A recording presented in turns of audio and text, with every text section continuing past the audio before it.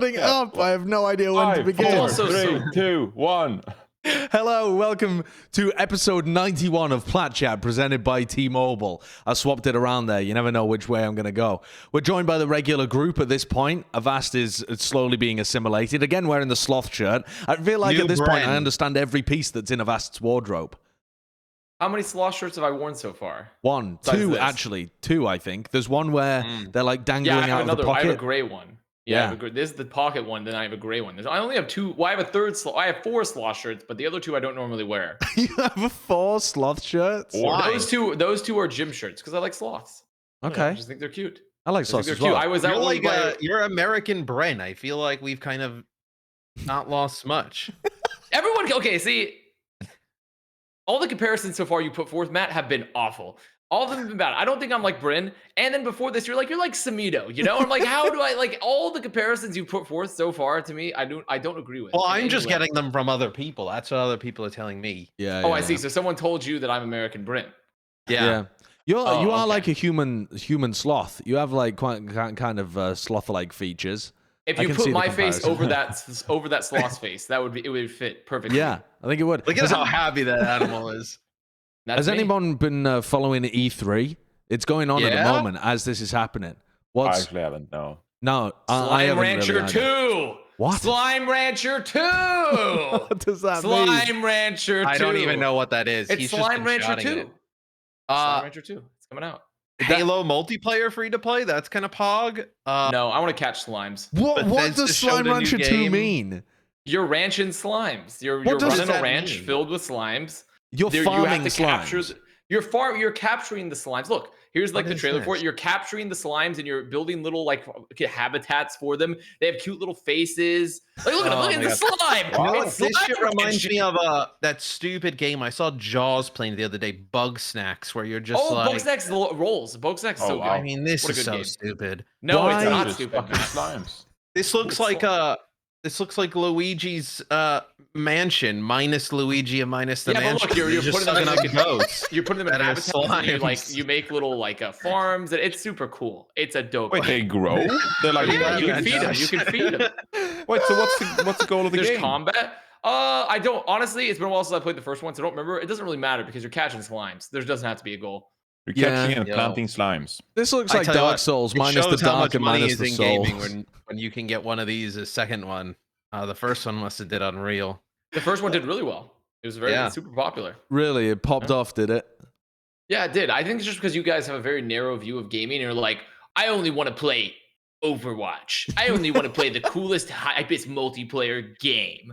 But it's like, no, there's more to life. You can do slimes. I have found myself losing the passion for new, like, quirky, fun games. I was watching Seagull stream because he's just come back to streaming, and I don't think it was E3 though, but he was co-streaming something, I think before E3 even began.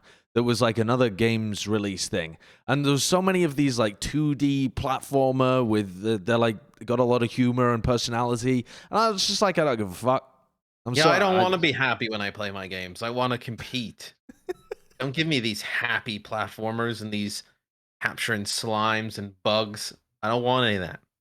You sound like a real gamer with a capital G. I want to be angry when I play games. I want to become frustrated. The Battlefield trailer looked pretty hype. You are such a gamer. I didn't see the Battlefield trailer, so I don't have any opinion. Well, Josh doesn't have to. He doesn't play games anymore. He just watches games, so it doesn't matter. Honestly, he's looking at new games of like, which ones have replays that I can just take other people's games and watch them. Actually, totally true. I enjoy games, but I never get to play them anymore, and I never do. Sure. Look There at this. we go. Yeah, it looks like every other Battlefield the past 10 years. Yeah, it does. It's crazy. But it's in 2042, so you can see the desertification of the Earth. Climate change has hit. So look at that. That's pretty good. It's realism. Is this the game where the developers said, yes, there's climate change and some big catastrophic post-apocalyptic scenario, but it's not political. We just like the atmosphere. Yeah, they're pretty much. Yeah, sure. Actually, Battlefield 2042 is actually a Greenpeace initiative game, and they're just going to be talking about climate change the whole time. So. There's like a big tornado. Yeah, you see all the clouds coming in. All these things are developed by Tesla. They all run on electricity. Even the tanks. Everything's on electric battery. Yeah. Elon Musk was streaming today on Twitch. Was he?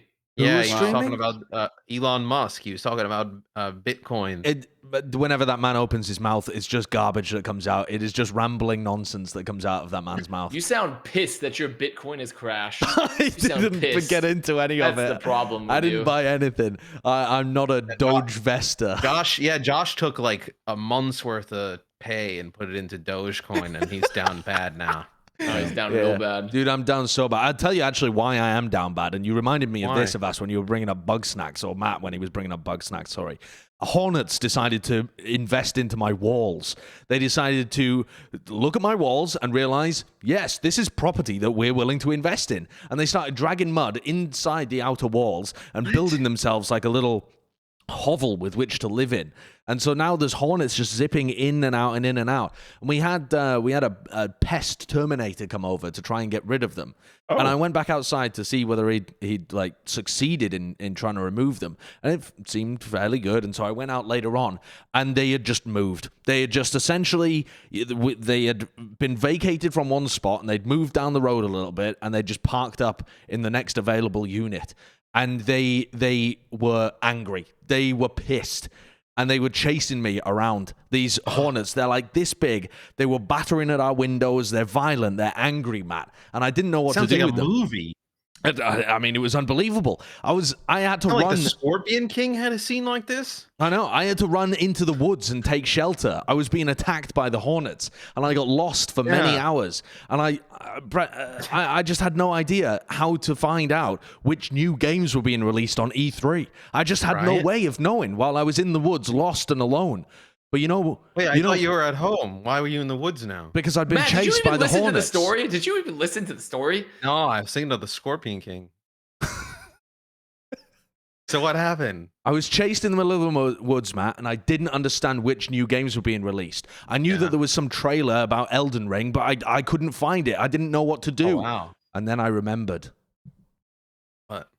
Got my phone, don't I? Got my phone. And I decided not to ring for help or use my GPS to find my way out of the woods. Instead, What did you do then?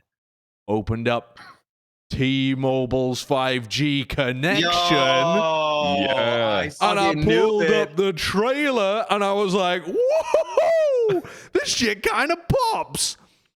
And that's why T-Mobile is the one that you can trust. T-Mobile wants to be the best at connecting our people. T-Mobile wants to be the best in the world at connecting people to their world. With so much of our lives these days happening through a wireless connection, nothing but the best will do. We rely on wireless to do almost everything in life, from big deals to everyday connections. So if you can't rely on your network, it can have big consequences. You too could be chased by hornets into a wood, and you'd have no way out. You wouldn't know where to go. You'd be lost and alone, and you'd have to make friends with the wildebeests. You'd have to catch slimes and become a slime rancher. That's why you can't just trust this stuff to anybody. T-Mobile is the largest and fastest 5G network in America. With coverage and speed like this, why wouldn't you go with the best around? Huh? Why And for wouldn't transparency, you could have used a GPS or called using T-Mobile, but you decided to look up the E3 games instead. So if you get T-Mobile, you don't have to look up the games. You can actually call for help or look up on a map as well. So yeah, very it is versatile. It is just a portal to communication. It doesn't limit you in terms of what you can actually do with it. Yes. It was my brain that limited me in terms of what I wanted to do with it. Yeah, it's very much limited by the with the Hornets user. Was the Mummy, but I think that's a part of the same thing as the Scorpion First of all, the King. Mummy is the first movie of this before the Scorpion King. The Scorpion King is the second Mummy, and the Scorpion King is Dwayne "The Rock" Johnson. And then they rebooted the Mummy with Tom Cruise, but it wasn't good. Those are great movies. I did genuinely have hornets in my walls, though, but thankfully, I think that the you can just buy a Terminator hornet spray and just spray it. I think you're thinking of pepper spray for stalkers. No, I am not. Because I have a hornet spray. It's meant for a hornet like in their nest, and I've used it for my house, and it works just fine. But also these hornets were inside my walls. They'd gone underneath and into the walls. That's a bigger issue. Yeah. That's anyway, true. the issue, as far as I can tell, is solved. So it's not a problem. It's not a problem. Well, anyway, that's good. Yeah, let's move on. Let's move on. Okay, big news this week. June Joust concludes. The Shanghai Dragons, they end up coming out with the win. What a friggin' game. Ooh. After the first two maps, I was like, yo, this is going to be quick. I was worried. I was like, yeah, the June Joust gonna run right on top of UFC. Basketball's already over. But I was like, man, I was like, the Dallas gonna get rid of this quick. And then all of a sudden, Shanghai came alive. I think it was like their little break. I think they had won like the third map. And then they got the break where Johnny and the desk like filled for a bit.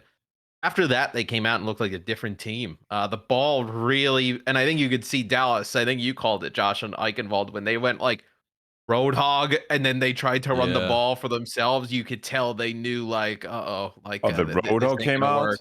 But Yeah. Oh, dude, and they actually won with the Roadhog, but that fight. But Yes. yeah, at Yeah, that they point, did. there was mental defeat. You're just like, yep, Well, Fearless Winston not working. I don't understand how they went from playing like they were just running so many weird things like against Dallas the first time. Like ball with the 76, the McCree, the Lucio Anna. Like I almost am surprised it took them so long to just be like, hey, let's just copy this instead of playing Winston. We'll just play ball and just commit to this. I think They they tried didn't running it with a realize. Torb as well. I don't think they realized how good it was to begin with. So they just thought that they would be Yeah. able to, because like the comp that they came out with at the beginning was the Wrecking Ball. They had the Ana for the bio nades because Dallas Fuel's composition is incredibly heal reliant as well. So in theory, that makes some sense. And then they had double hit scan to be able to pepper them from off angles. It makes some sense theoretically. It's just it doesn't work because Dallas are so good at being able to hunt down those individual targets and get rid of them. But it feels like the kind of theory crafted composition that you would come up with and be like, yeah, this has got some ways that it could win. You got some Maybe they just theoretical didn't realize counters. how strong like the Echo Reaper with the Moira Lucia was. Yeah, and just the mobility, I think, of Dallas, because they were able to just run around the map and destroy the dragons when they were running the Ana and like the Soldier Ash. But as soon as you become more mobile yourself and you just rely on the Wrecking Ball to disrupt, it gives you this enormous ability to stop everything that the Dallas Fuel are doing. And Fate played like a freak. Yeah, you gotta give him credit not only for sticking with the Wrecking Ball, but like improving and making it work the way he did. Because honestly, when they played Wrecking Ball at the start of the tournament, Fate had some pretty wacky moments, and it's just like part of it was we weren't sure that the Wrecking Ball was going to work at all. Also, I don't think that Fate's individual play like made it any better. Then it all came together all at once. Like Fate had some minefields that just like didn't make sense. Like no one could capitalize on it, and then it didn't synergize with the rest of the team. So like you make it harder to get value from coalescence, like everything. But like the way they adapted in this match and just changed up how Fate played to harass like the Dallas Fuel backline, being annoying, making sure they couldn't engage. Like that was the sort of pressure that no one else could really put on Dallas, and that forced them to take it a bit slower and force them back a little bit. Like here, like Fate was by far the tournament MVP for making the Wrecking Ball work the way it did. I agree. Yeah, he was sick. I also think as well, without having played against like the composition that Dallas has right now, they obviously don't have any scrim partners in APAC who are able to run this and run it to the same level as like Dallas or even Atlanta with how Atlanta looked on it. To where that first match against Dallas is probably just more of a feeler of like this is like the speed and the tempo and how they play it, and because otherwise they have no way to know. Yeah. Where it But seemed how like they wild is that, started Matt? to learn as the tournament went on. They only had 3 days to learn how to play this comp, and they did it better than Dallas, who had been playing it for a month, and no one else could beat Dallas. No one was even close, honestly. It also kind of it's funny because so many times in Overwatch, it's like, well, this is the best comp. Like, let's just run it. Like Shanghai thought they could make a better variation of this, right? Which is like, well, who knows what everything would have looked like if you just saw Wrecking Ball run through more of the June Joust, right? Where they're the only ones to really run this composition, and I think they proved in the end ultimately that it definitely paid off. Yeah, personally, I think it is really cool that they adapted, but I still think the moral of the story here is that APAC was wrong on the meta. And they came in here not knowing what the meta was going to be. And they're just lucky that Dragons are such an insane team. And they had like a really good adaptation with the ball. that it worked out for them here. But overall, when you watched APAC play and Dragons play in their first matches, they were not at all. They did not have a good grasp of what the current meta Well, was. right. If they would have committed to something that is more of what's run in APAC, they would have gotten speed ran probably. Yeah, definitely. And that's what happened the first day because they tried to play it a lot. I mean, it worked out versus like some weaker teams, but they had to swap off the comps they were playing and swap to a rush comp. I mean, like they were interestingly, forced though, to play the rush. Weirdly, against Atlanta opted into the Shanghai Dragons Orisa comps a lot and let them get away with that, which I thought was really strange. I thought But that I mean, that's Atlanta not. I mean, that's would what Rain wanted to play, though. They want to play. They were never shown as like they'd only shown that they could play the rush comps, not that they're masters of it, though. Like the entire stage, they were wanting to be on Orisa.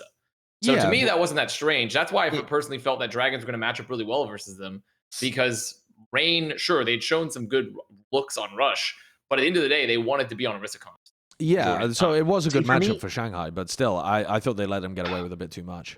Yes, I kind of agree with Josh, and I kind of mentioned that when we were casting it. It's like, I get this is kind of how Atlanta got here, not exactly playing Rush, but their Rush looked really good against Dallas. And then they also had the benefit of seeing what Dallas did to Shanghai playing this, to where you're putting Shanghai more in their comfort zone where they're able to play compositions like this, to where maybe the Rush isn't the best look for Atlanta, but it's clear that it was bothering Shanghai, to where now you allow Shanghai to play more in their comfort zone, like in their kind of wheelhouse. So that's the only thing that I didn't really love about it. I mean, at the end of the day, though, Shanghai was by far and away the better team, because even if Atlanta had gone to mirror the Rush, Shanghai at this point had already figured out a lot of what was like going to work for them in the finals. So I also think, they just improved.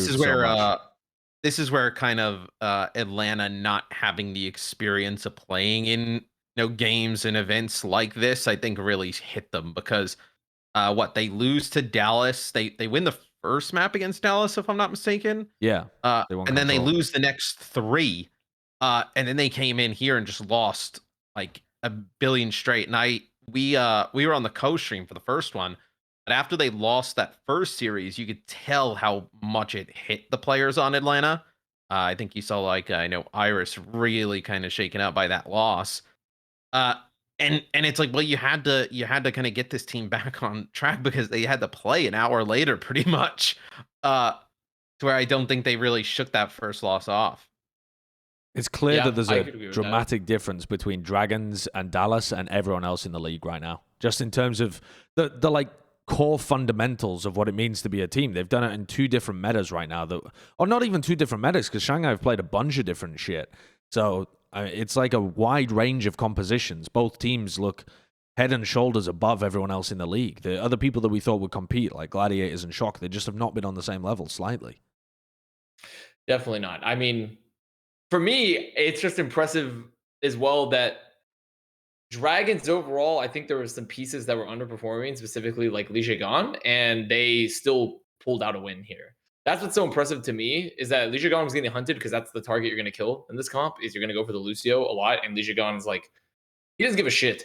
Like, that guy is like, I don't care if I'm being hunted. I'm still going to go take the frontline fight. And I'm like, that's madness. That's fucking crazy. I can't believe this guy's going to do that. And he did it every time, died so often because of it, and Dragons still just won. They still just won because they were able to just like work around the fact that the ball displaced them so much. I mean, they did lose a lot of the early maps where he was getting killed and dropping sound barriers and stuff like that. Like I think he died on, he dropped a sound barrier on Li Zhang. He dropped a sound barrier on maybe it was Numbani, and then he dropped one on Rialto as well. Was it Numbani? 3 in total. Yeah. 3 in total, and 1 fourth one that like barely got off, but like no value, I think.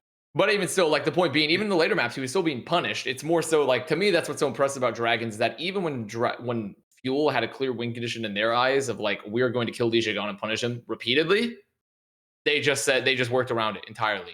Like, they got so much value from their slams. Like, overall, that's what I was so worried about their comp early on, was like, and we talked about it earlier, how they clearly had a plan, but they weren't executing it well with the ball. And they got so much better with it at the second day. They just improved massively with how they worked around the ball and how they were going to use it to contest the point, and like also just disengage and engage. So to me, I was really, really impressed that even with a clear win condition for the Fuel, being essentially a 5v6 relatively often, they just actually played so well. I think one of the biggest differences for their first performance against Dallas for this one was just the echo being available for Fleta. I don't know what. Yeah. I don't know why he was so insistent on playing Soldier so much in this tournament, even towards the end on like Eichenwald, and then he swapped to it on Rialto too at the on Junkertown at the very end. I mean, he got like 2 tac visor kills, but other than that, it's just you're doing a small amount of damage over time. That's most of it's getting healed up or eaten by a defense matrix anyway. It's pretty useless. And he was going for it over and over again. In that first match, they had nothing to combo with Fate's pile drives. He was like shooting a Helix in that just got absorbed by Hanbin's defense matrix every time. And yet this time, as soon as the slam came through, Fleta would always time his flight to be able to get really close, put out the stickies, put out the tri-shot, try and kill Sparkle with focusing beam. They got the first pick or a huge amount of damage off those pile drives really often. And I mean, how the fuck did they expect that to work with Fleta playing Soldier? Just pew-pewing people that were getting pile drived? It was such a dramatic night and day difference. The only thing I worry about Shanghai for the remainder of the season is I feel like Dallas will continue to be challenged and improve because of the level of teams that we've seen in NA. I don't know if that'll be the case with Shanghai. Like, I don't really see anybody in APAC who stands close to them in terms of, challenging them consistently, giving them, great games. Like Dallas, even if you just look at the standings, right, in league points, they're number 2 now behind the Dragons, but like you still have the Shock who are 7-1 overall, like the Outlaws who are 7-1, Gladiators are strong, like Justice, Atlanta, like Dallas is going to be continued to be pushed to get better. Where I don't know if you have that same caliber of team in APAC to rise up and push Shanghai. Well, the thing is, you have so many different styles of teams in APAC as well. Like, it's a really good practice environment, actually, for a team like the Shanghai Dragons. Because you have Chengdu Hunters who, despite picking up a bunch of new players, they're still sort of like the Chengdu Hunters. Hangzhou Spark is a really good opponent with Shy. Seoul Dynasty keep playing like super aggressive and just diving, sometimes playing like Genji Echo, like the Gesture Roadhog. Like, it's a really good region for multiple different styles. And so I actually think that Shanghai Dragons might be contested in the qualification games.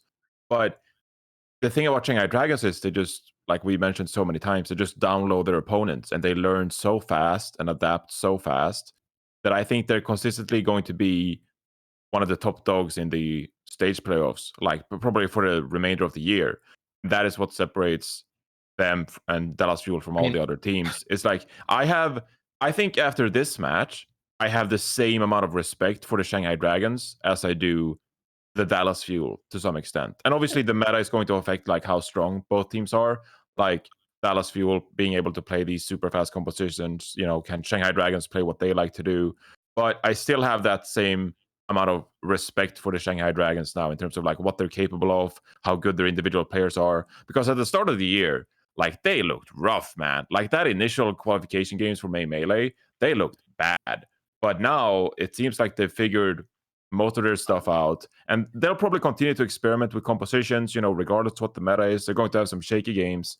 But in the end, they always turn up for these playoff games. And they always seem to figure out exactly what they need to figure out in the very last moment. So I have a lot of respect for them, but I think they might be contested in the qualification games in APAC because there are a lot of good teams there. But even then, like, obviously a very small sample size with only 2 tournaments thus far. But the APAC teams outside of the Dragons have only won 2 maps. It's like with both Chengdu, obviously, last time winning, they lost 3-1, then they lost 3-1 again. Like, it's clear the Dragons, like, when you put them on the global stage, are way ahead of the other teams in APAC. But also, Shanghai had an insanely close game against Philadelphia last time to qualify for the main melee. And I think if Philly had been able to get there, maybe they go on a little more of a run. And Philadelphia, to me, are the hope of APAC actually having another competing team.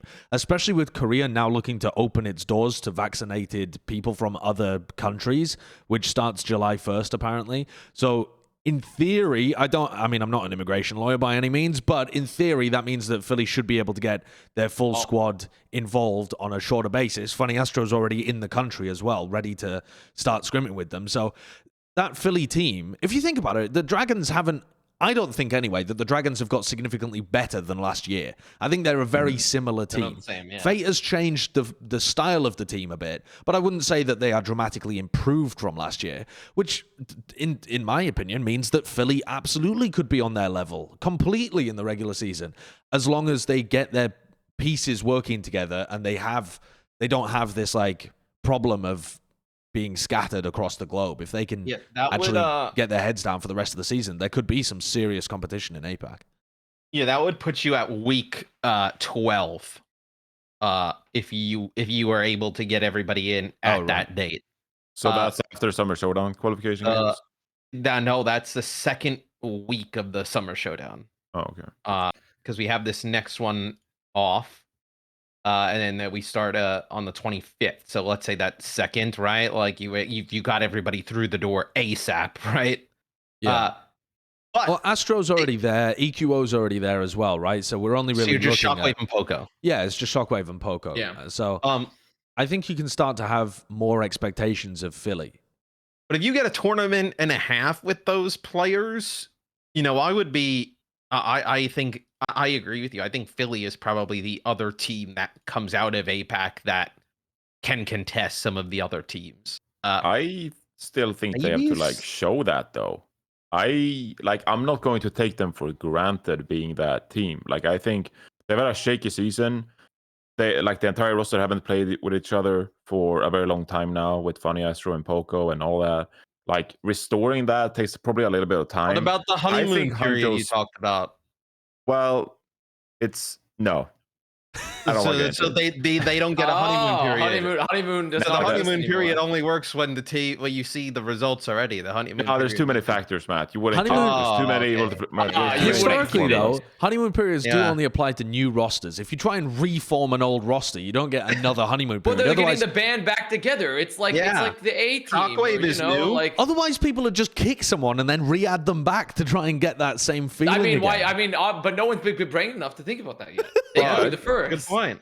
If you get the band back together, then it'd be like, oh, now we have to be great because the band is back together. And maybe you aren't. And then you go down that spiral. I think Hangzhou Spark is the outsider team for APAC that could potentially level up in the Summer Showdown and be that second team for APAC. Yeah, I was going to say Hangzhou. I had faith in them. I've lost faith in them. I have no faith. You lost faith? When I watched watching their qualification games and watching them play Anna Brigg and Winston Zarya again was like, what are you trying to rewind the clock? You've just missed the entire point of the June Joust.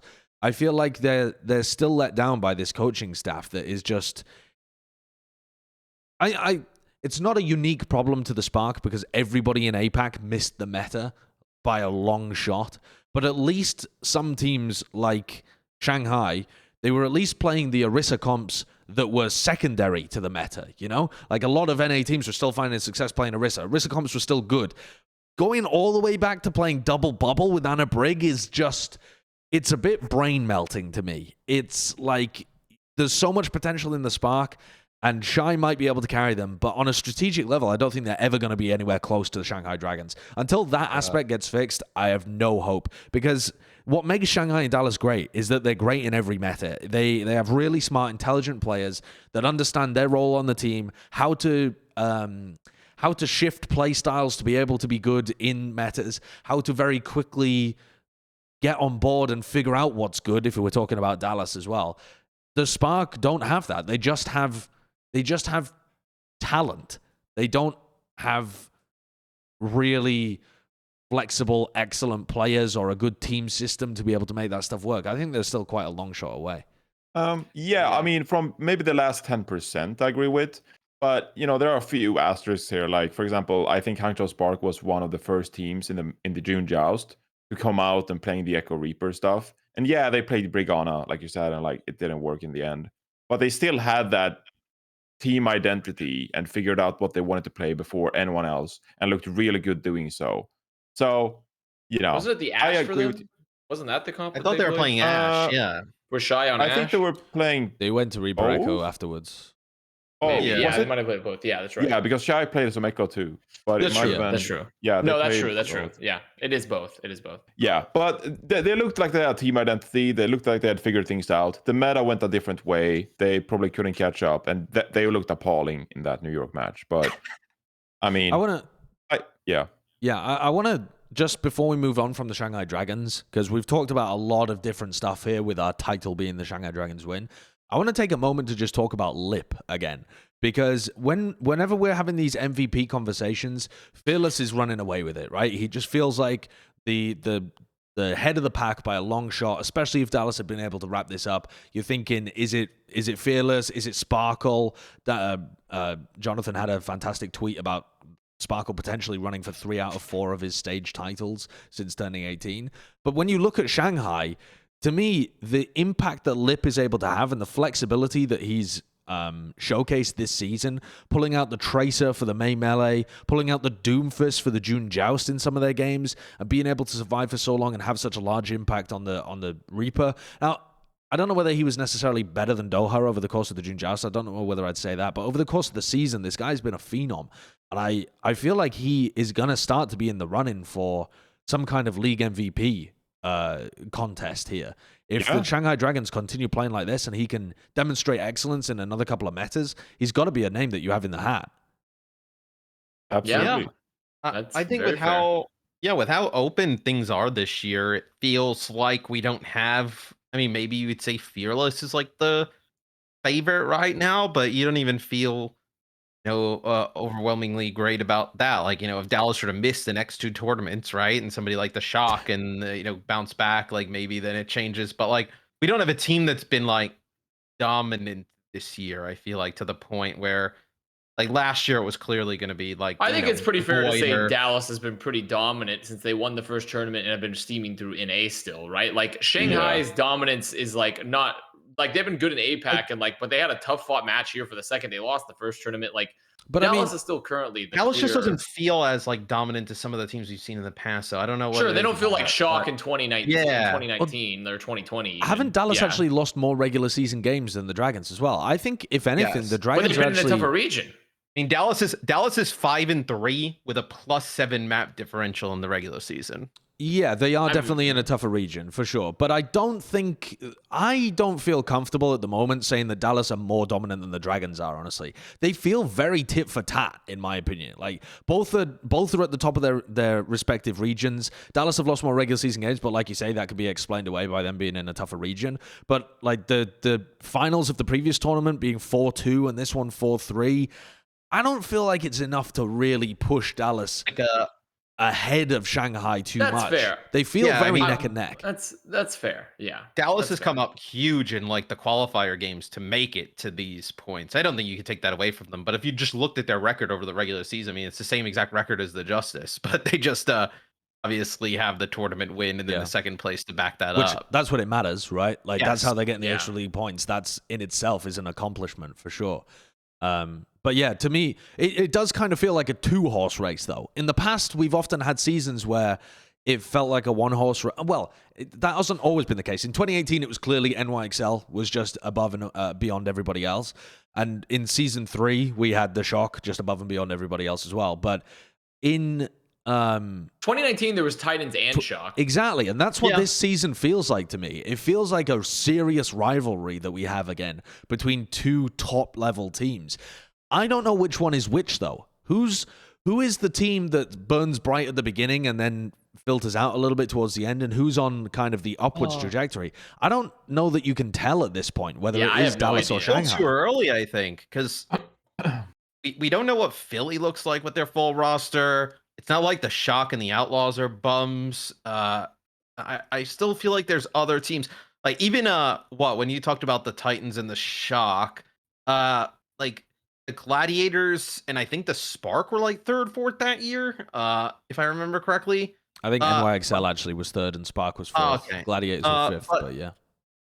But like neither of those teams felt like they could really contend for those top 2. Where I feel like there are some teams that like could pull it together this season to get into the conversation. Who would you have? I mean, to me, it doesn't really feel like anyone's right there. It just feels like a a mess of teams that could, but there's no one that I would put my money on. I mean, well, I didn't say I would put my Shock? money on it, but like could Shock or like the Outlaws or even Philly with a full roster kind of come together this second half of the year? I think those are definitely outside shots, though. Even the Shock, a lot of it is based on historic, knowing what these players and teams are capable of. Yeah, they're 7-1, for sure. But yeah, I mean, they just haven't in their games. They haven't demonstrated that that they have extra the best level. map differential. They have the best map differential in NA. Why are you talking about map differential? Not talking about strength of schedule, man. I mean, yeah. Have they had? Look at their strength of schedule. I don't feel like they've had a crazy easy one, have they? Well, I mean, the thing is, they've played good teams and they've beaten Florida, good teams. Atlanta. Yeah, I mean they've played. They've beaten good Justice. Like the thing is, Shock to me is actually the closest to breaking in to the cusp. Yeah, I mean they haven't played any of the bad teams. I mean they played like the Titans, right? But like all their other games are against good teams. Yeah, I think Shock are the closest to breaking into like the conversation again because Outlaws, their schedule's been way too fucking easy this stage, and they didn't make it. Like, gets great. There's just no, and also the fundamental problem. Like Rain, also still a team that they did really well this meta, but I think it's because they were able to pull out the Orisa stuff very early, and they had the best echo in the league potentially with Pelican, and like they don't feel meta resilient to me.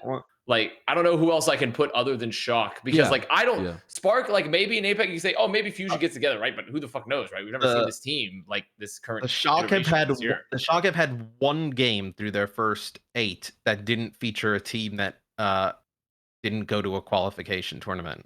Yeah, Shock. It was just the Titans. It's like every team that they played made it to a knockout. Right. Yeah. So outside the Titans. No, the Shock have been impressive, but I feel like when you watch the Shock this year, they've never excited. Well, I say they've never excited me. At the beginning, they definitely had moments of it, but I've never really believed that they had what it took to be the best team in the league. Whereas when you look at other teams, there's like these flashes, these moments where it's like, holy shit, these guys are clicking on all cylinders. And it might not necessarily be, it doesn't even have to be the cleanest win in the world, but sometimes you can just tell that a team is pounding and they look like they have it. And I feel like Shocker, they're getting through all their games, but they aren't demonstrating excellence. I know that's insanely vague. It's very wishy-washy. We definitely need a phrase for this because like the difference maker sometimes when you talk about like elite teams and then like the Shanghai Dragons and the Dallas Fuel, it's like what do you talk about when you say it? It's like this kind of hive mind thing we talk about with Dallas Fuel, where everything just like happens based on instinct. Everyone knows their role, everyone knows the target, the goal, what they're trying to achieve, and it's just like playing out like a movie because it's just flawless. But then you have teams that are like close to that, moments of brilliance, like the Shock, like the Spark, sometimes even the Washington Justice, in their best moments. They have these like moments of brilliance where everything clicks for them.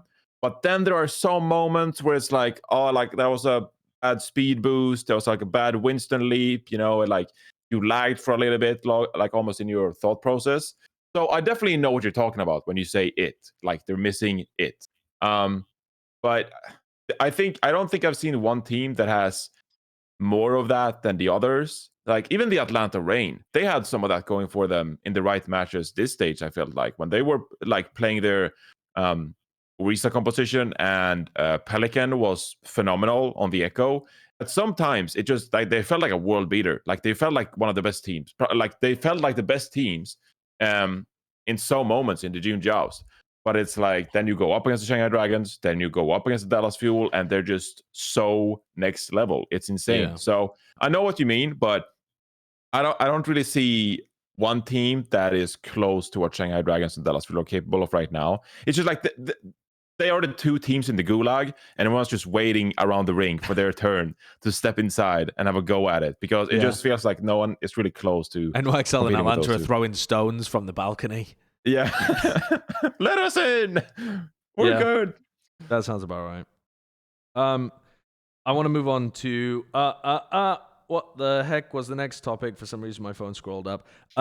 Dallas Fuel. Let's focus in on them a little bit and kind of the story from their perspective of the June Joust. It felt like it was their tournament to lose, and they did. I think that going up 3-1 in a final and not being able to find that final map win is pretty devastating for that team. They were so close to being able to get the back-to-back stage finals, and they just couldn't pull it together. They lost on Control, they lost on Escort, they lost on, I think, Hybrid as well, to be able to like finish out that series.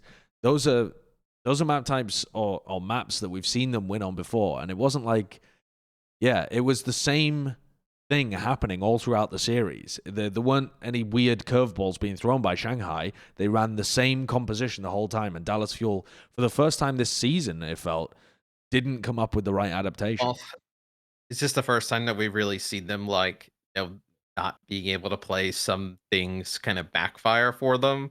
Like, obviously, we kind of talked about Atlanta, taking the matchup with the Arisa and whatnot, with Shanghai, and I mentioned I didn't really, like that from Atlanta, but like Dallas almost didn't have an option to just, this is all they could do, right? And then when it didn't work, they didn't really have anything to move away from this, or even try anything else.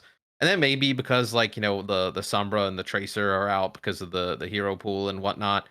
I think it still kind of hurts though to have another team figure out kind of how to play against what you're running, but not have any course of action to fight back against it. I don't even. Well, I mean, is that a Dallas Fuel problem? Because I don't think there's any comp they could have played differently that would have been better other than mirroring this, right? And like the thing is, they just. But I don't think it's because they're bad at the ball. I mean, Fearless pulled it out, and like he didn't look as good as Fate. But if he had played against any other team, they would have played this comp and won. It's just the fact that they didn't practice this comp. He was also playing it on the fly. Yeah, like they didn't practice this comp. There's no way they're ever going to be as good at it as anyone else, right? Like to me, this is just Dragons pulling out a really good adaptation. And personally, I don't think Fuel legitimately did. I think what Dragons did was a great counter strategy and how they were playing it, but I don't think they got hard counter comped. I think at the end of the day, Fuel just kind of ran out of steam a little bit when you watched them. They just couldn't finish fights, like a lot. They could not finish fights. They were not able, especially on cart. Their cart presence was terrible too. Like Fate, one of his adaptations, they started pressuring point a lot more heavily. After he would do the slam, he would just roll a point on like escort or hybrid maps, and he would just make sure the cart never moved. Like at any point, he would make sure the cart never moved. And Fuel never had any idea. Like you would be watching fights, and like Fuel would go for an engage, and Dragons were just like, "Fuck that!" Like we're going to the cart. Like and we would just go fight the cart. Like and like every time Fuel lost on cart a lot on the maps that they lost on cart a lot. And that was really, to me, it didn't feel like a counter comp issue. It felt like Fuel lost sight of what the objective was. Well, it comes back to like they never practiced against this. It's like so genius. Like who the fuck plays the ball in NA? Like we didn't the entirety of June Joust, we didn't talk about people's minefields and people's slams. We talked about Smurfs Primal Rages. We talked about Fearless Primal Rages. Like who are the best Winston players in the world? And that is like honestly what makes this Shanghai Dragons composition so damn impressive.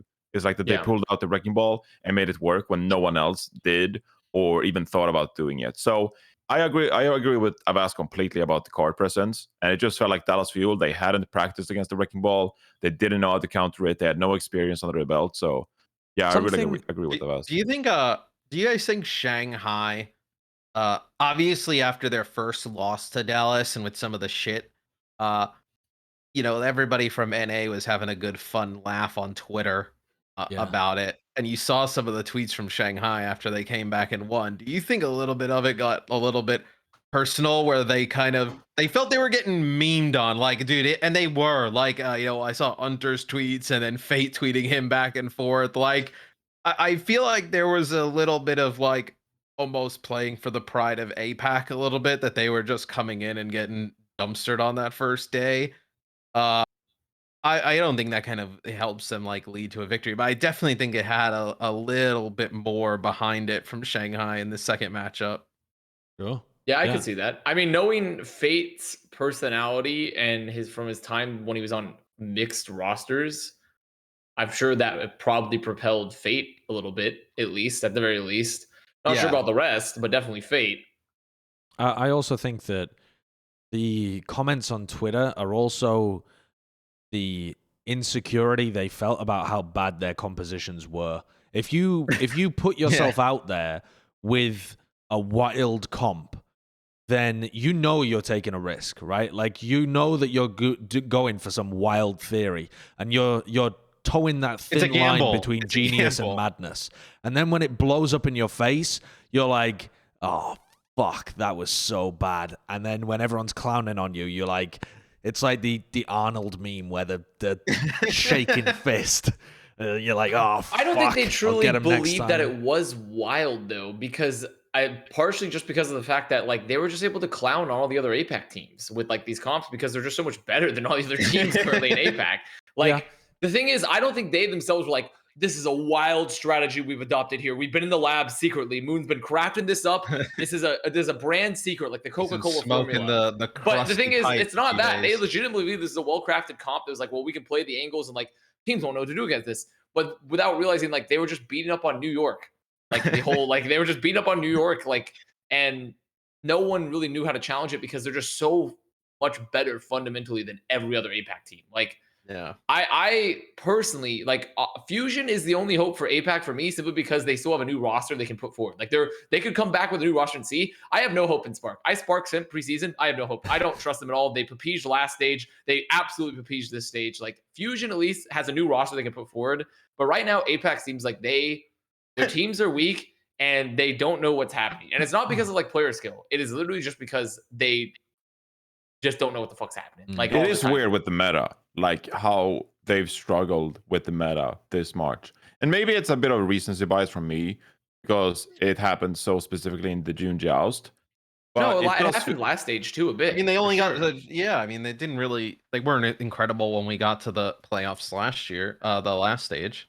Yeah, I mean, Studio Hunters tried to do their own thing as well, and Florida Mayhem. A reminder that Philadelphia Fusion were running double shield attack on Volskaya. Yeah, like it wasn't as bad as June Joust, like it wasn't as off the mark, but when you still see it, it's like clearly the teams are, something is not clicking in the APAC region, and it's not because of skill. It is just because like weird coaching decisions, weird meta reads. Well, I think they all believe they can do it better than everyone else. I think it's like, not necessarily arrogance, but just confidence in their own ability to forge the meta themselves. It's like what would happen if Dallas were bad. They still believe that they could make their own meta, and then they just try it and it would fail. But they have so much confidence in themselves that they are able to do that it ends up just creating a clown fiesta all over APAC. Whereas I think teams in North America have been humbled a bit by Shock just shitting on their heads for years. And so now they're like, okay, that is good comp. We play good comp. We try to get good with good comp. Definitely, it's only Dallas that I would describe as being a very creative team. I suppose, actually, that Atlanta and Gladiators did come up with some really interesting stuff in terms of the Orisa comps. Like, I would never have thought to play Moira Brig with the Orisa Diva, and I don't think I would have thought to play Reaper Torb either, though the Torb does make more sense because it's super tanky. But Moira Brig as a backline for an Orisa comp it's a bit out there. Like, that takes some theory crafting to come up with to be able to play the Moira. That feels like a tilt pick in scrims. Like a main support just like tilting on Lucio or something, and just be like, yeah, I'm dying all the time, I'm going Brig, and then you're stuck with Moira Brig, and then you're like, oh, this actually kind of works, you know?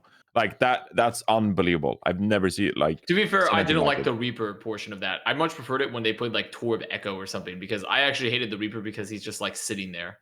He just sits there. It feels like, very deathballish. You play Brig, Torb, but it's not even deathballish because you can't go forward. Like, you can't, like, you're just static. It's like because they played this comp too, like New York, when they played that comp with like the Reaper Torb, or like, what was it? It was the Reaper something, but they played with the Brigida Moira. Yeah, it's and they're just so slow and it's so bad. I much prefer it when they played with the Echo. When they played like Echo Torb, I actually much prefer it, or even like a McCree, but like something other than Reaper, because like, God, Reaper just feels so bad and without Lucio. The other major comp question that I wanted to ask you guys your opinions about is, when Dallas first played against Shanghai did try to bring out the Wrecking Ball, and Dallas were running a lot of Doomfist. Now, I don't think the Doomfist from Sparkle was because of the Wrecking Ball. I think he was running Doom because they were expecting Orisa compositions a lot from Shanghai. And it didn't end up working out like that, but he ended up running the Doomfist just a lot anyway because he was stuck on it on defense. But what I noticed in that initial match was that the Doom was really effective at being able to stop Fate's value on Wrecking Ball. He was getting uppercut, he was getting punched when he was going in for the engagements, then he was getting booped by Jexa, and you have Jexa and Sparkle just able to control Fate's Wrecking Ball so much. That didn't end up happening at all in the final. They never went for that in the slightest. Even when it got to Junkertown, a map where Sparkle has been playing a ton of Doom recently to try and counter other Orisa comps that they've been running into, or Widow comps or whatever.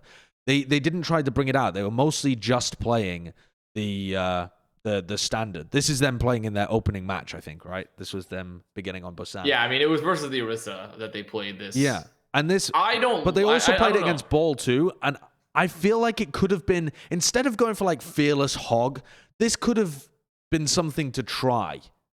Or am I just off the goop? I felt like it actually did work. It's possible, but I look at this and I feel like for that to work properly, you essentially require Sparkle to be hitting a perfect bat. Like his batting average has to be insane for this to be really good, because he has to hit like every punch. Because you don't really stun lock the ball with anything other than the punch. No, but I don't think you have to stun. You don't have to kill Fate. What you're trying to do is just stop him setting up for pile drives or knockbacks, right? You only need like a little punch to just make sure that he loses all his momentum and has to run away again, and then your composition can engage. So I don't think you actually have to kill him. You just have to stop him getting his value. But if you think about how Fate was playing too, Fate was playing was not really playing nearly as close to the fights as he was in the first day when they matched up. And so he learned a lot better, like, okay, I'm going to swing around the edges of the fight and then pile drive in and then get out. And so how does Sparkle stop it when Fate's on cart? And then he just sets up from the mud. Like he would have to use his own cooldowns to put himself in position to stop Fate. And in my opinion, I don't feel that would be very optimal. It could work. The thing is, if there's one thing Dallas could do, they could pick a comp that you don't think is going to be super optimal. They play it super well and it could stop this. But to me, I feel like it's kind of like the Orisa comp in general, the counter dive. It's like, it works, it's possible, but you have to play it at an extremely high level and you can't make any mistakes compared to just playing something a little bit more standard. Yeah, the Reaper feels more consistent for sure. And if you're in map 7 of a finals and you're like, let's bring out the Doom, feels like a bit too much of a risk. Not much of a tilt pick. Like, I could see it work, with what you're saying, but like you haven't practiced it against the way, at least that Fate played in that way, and you're trying to come up with an answer. I feel like the Reaper being able to Wraith, away from Diva Bombs, being able to engage Death Blossom to protect space, like it's just more consistent. So, Doomfist could have been better. It could have been a better pick, but in the scenario they were in, and given how close the match was, I feel like Reaper's just consistent. The Doom was good versus Orisa though. Yeah, yes, it was. Orisa comps. Yeah, you were right, Avast. Avast was right. Yeah, I know. I'm telling you. Well, to be fair, I was thinking it was right versus all comps, and it really is only kind of good versus the Orisa. It's not very good versus anything else. So yeah, I like this. I love the idea of just throwing out a ton of takes at the beginning of every stage, and then you just pick up on the ones that were right, and you just run with them at the end. Some teams get a honeymoon, some teams don't. Sometimes it's the Doom, sometimes it's not. Costa's bold pick in week 1 of the June Joust was that we'd see a ton of Roadhog. So when Fearless got over to the Roadhog, us in our voice, I was like, Costa was right, the Roadhog. Yeah, but then it wasn't good, and it was fucking farmed. It just got farmed. It was hilarious when Fearless went that Roadhog, and just like, just everything about it, just like surrendering the Winston pick, going to Roadhog out of all heroes. That team fight, just like playing around cart, just fucking sucking your thing and hooking people. He got a Moira during a coalescence, and I was like, shit. Yeah, I don't think he got a single kill though. He just cancelled Cole and ran around and yeah, that's it. Yeah, he just canceled Cole. They won that team fight. Yeah, he just raped it and hung out. My bold prediction for the June Joust was that Atlanta would manage to scrape through in a 3-2 win over the Shanghai Dragons, and then come back in a glorious 4-3 win over the Dallas Fuel at the end. If you flip Atlanta and Shanghai, that kind of did happen. But it was not to be. The Atlanta Reign, if we're talking about running out of gas, I mean, my God, it felt like Atlanta ran out of gas. They also, I don't know whether you guys noticed, but they opened their first match when they played against NYXL. Yeah. Hawk fat-fingered a Diva ult, and then Gator fat-fingered a Primal. Back-to-back fights, they fat-fingered their tank ultimates.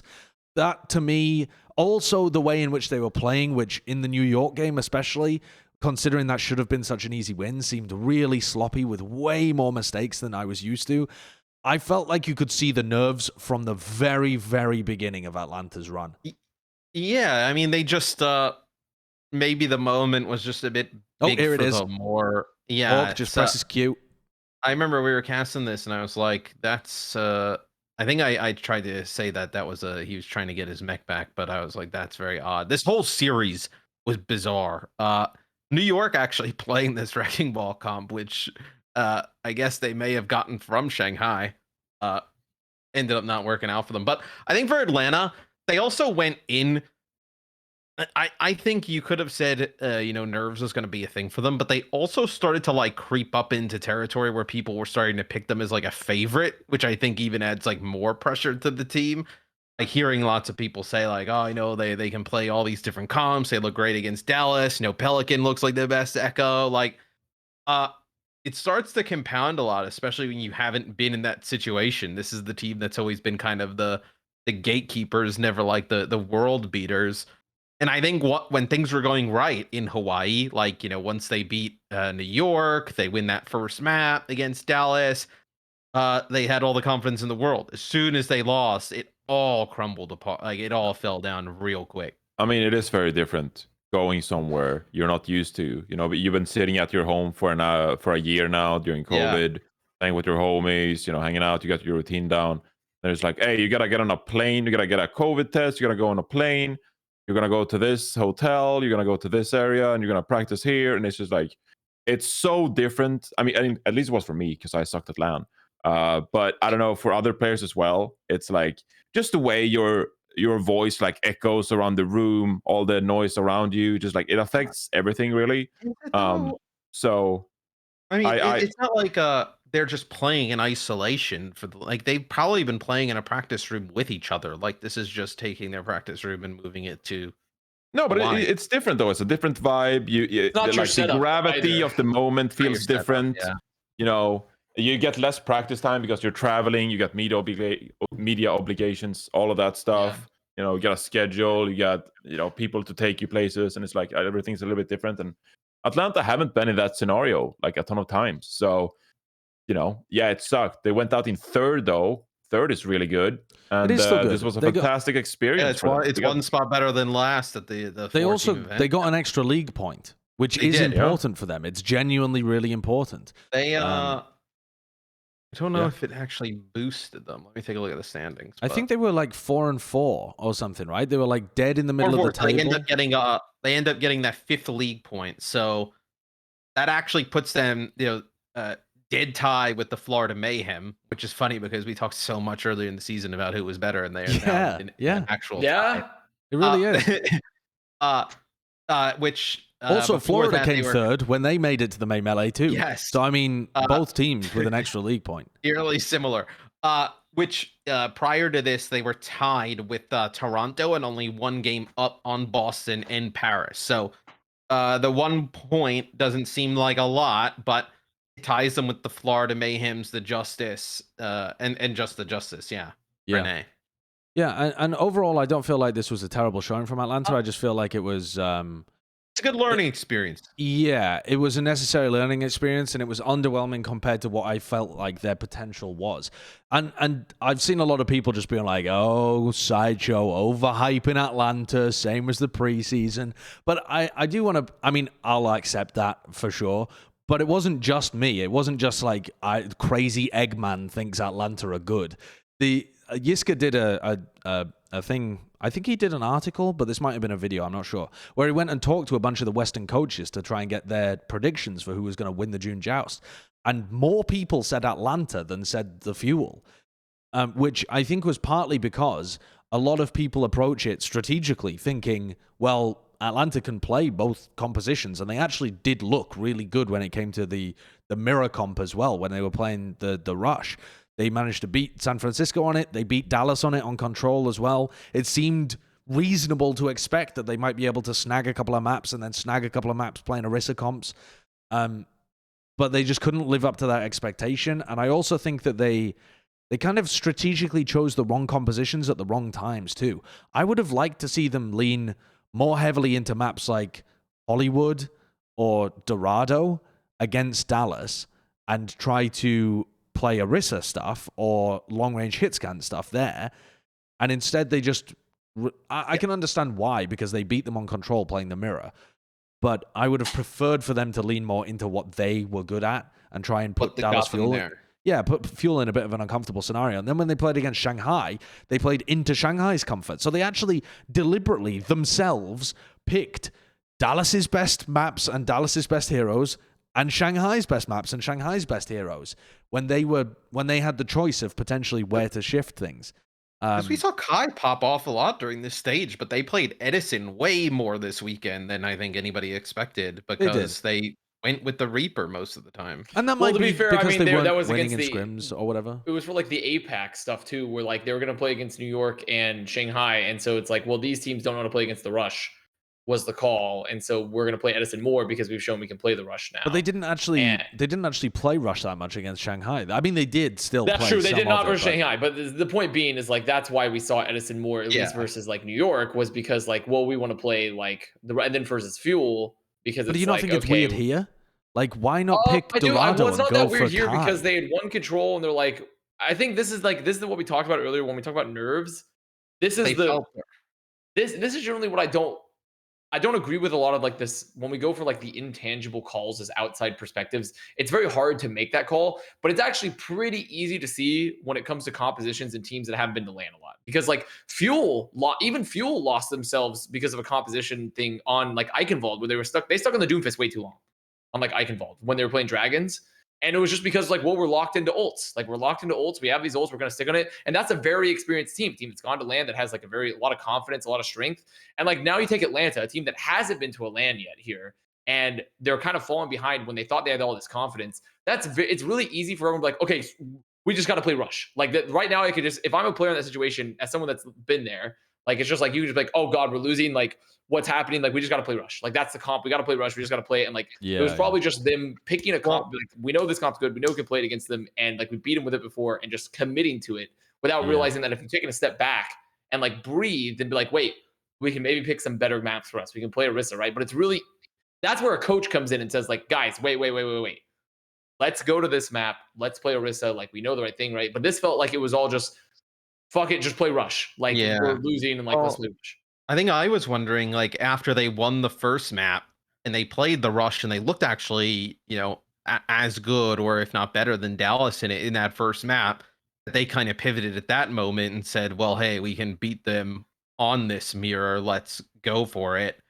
And then just kind of ditch what they normally do. Because this is the map we would always see them play Kai in. He would play the Ash of the Widow at a distance. It's a really good map for it, too. Yeah, and it's a good map for them. And they completely ditched their game plan that they used the whole tournament. I'd love to know if they did have a different game plan and followed it, or whether that was an audible. Because we're assuming, and I think it from the makes outside, it more looks sense. like an audible. It feels like an audible, but you can't really know that, like unless you're there with Hunter and the rest of the coaches. Map 2 in this series, they actually subbed Kai in. I don't remember what the map was in it. It was Volskaya. It was Dallas Fuel got to pick Volskaya. Kai came in. He played some of the hit scan, but then he also had to move over to Reaper because in the end they needed to mirror the Rush. Right, and then that's when they kind of brought Edison back in 4, 3, and 4. Didn't they also play like on Volskaya? Was it them or Dragons that rolled out on attack Orisa Torb? That was Dragons. That was Dragons. Okay. I was trying to remember if that was them too. It may have been Atlanta as well because the Dragons. Because I remember one of those teams, they played it and it just got rolled over. The Dragons they played Ball Torb. No, that was the first time around. They actually played Orisa Torb the second. They played Orisa Torb in the final. The first time they played Baltorb, though, and that was just terrible. Yeah. I will The first say as series well, they were drinking. I mean, I'd love to know who Atlanta scrimmed. Does any of you guys know that? Like who they scrimmed leading up to these No idea. matches? Oh, Because they said, we did talk actually, a lot yes, about. they did a. I think they did. Kai did a interview with Yiska again, and he was saying they scrimmed Korean contenders teams. They just said they were warm up matches essentially. It wasn't like it wasn't amazing scrim experience. It was just to get warmed up before the games. Okay. Yeah. That's really good. Everyone should watch more of Yiska's post-match interviews. Yeah, he's They're actually good. doing some really good stuff. Yeah. Yeah. But I think, last week we talked a lot about how good Atlanta Reign were in that rush composition as well. And yes, they can play the Orisa and the Torb. That composition, find some advantages like regarding mappings and stuff. But if they scrim those contenders teams as well, and everyone's talking about how good your rush is, and then you're playing against these teams, you're playing the rush comp and you're winning, you can probably get stuck in a bit of a feedback loop where all you like realizing is, hey, we're really good at the rush comp, Pelican is a beast on Echo, and then you go into the live match itself and you don't realize how different it actually is from your practice experience and from outsider experience. So I could just see them easily just like, hey, this is what everyone should be playing. This is the best comp, and we're just gonna do it. So I don't really blame them for not bringing out more Torben or Orisa. Like it's probably, I don't know how confident you are as a player in that comp when you get to the final four, and I don't know. It's tough. Yeah. So it's a tough decision, but I don't blame them for playing more rush than we expected them to. It was, it was a little unfortunate as well to see Gator struggle so much at the June Joust, because I felt like this was a real step up for both Gator and Hawk when it came to performing at the level that we had anticipated from them when they came out of contenders and had that fantastic run for the Gauntlet. And while, from what I could see, Hawk was still performing like a boss. His diva was spectacular throughout the entire run. When Gator swapped over to the Winston, it felt like he was really struggling. I don't know whether that was the I don't think it was any nerves necessarily, though it's impossible to tell. But it just felt like against the elite opponents, he was getting caught out a lot. Like he was struggling to find good engagements. He was struggling with the ball when that was being played against him, like hardcore. But obviously, even Fearless ended up struggling with that. But in the direct head-to-head matchup here too, just Fearless was getting away with so much more than Gator was. It felt like every time Gator would extend a little bit to get value, insta-punished. Every time Fearless does it, he gets away with murder. And it was night and day, the difference between the two of them. And it's at this point you realize that he really is playing with the big boys of the league, and that's not anything bad on Gator. It's just that you really need to be like next level to be hanging out with the top dogs on main tank. Yeah, absolutely. I will say though, as we're wrapping up about Atlanta Reign, I guess, I could, with this experience behind them, I could actually easily buy into the Atlanta Reign hype and be like, I could see them making top 5 end of regular season playoffs. I'm not guaranteeing it, but I could definitely see them with this roster and how good they look at times, really living up to the hype and bringing that in the end of regular season. Now, usually the end of season playoffs, it's dictated a lot about the meta, the patches we get beforehand, etc. But based on this June Joust experience, their peak potential, their roster, their caliber of the players, like I could see them being really good. What do they need then, Jonathan? What would you say they need in terms of a meta or whatever to be able to be at that level? Well, it is part of it is experience, like they got here.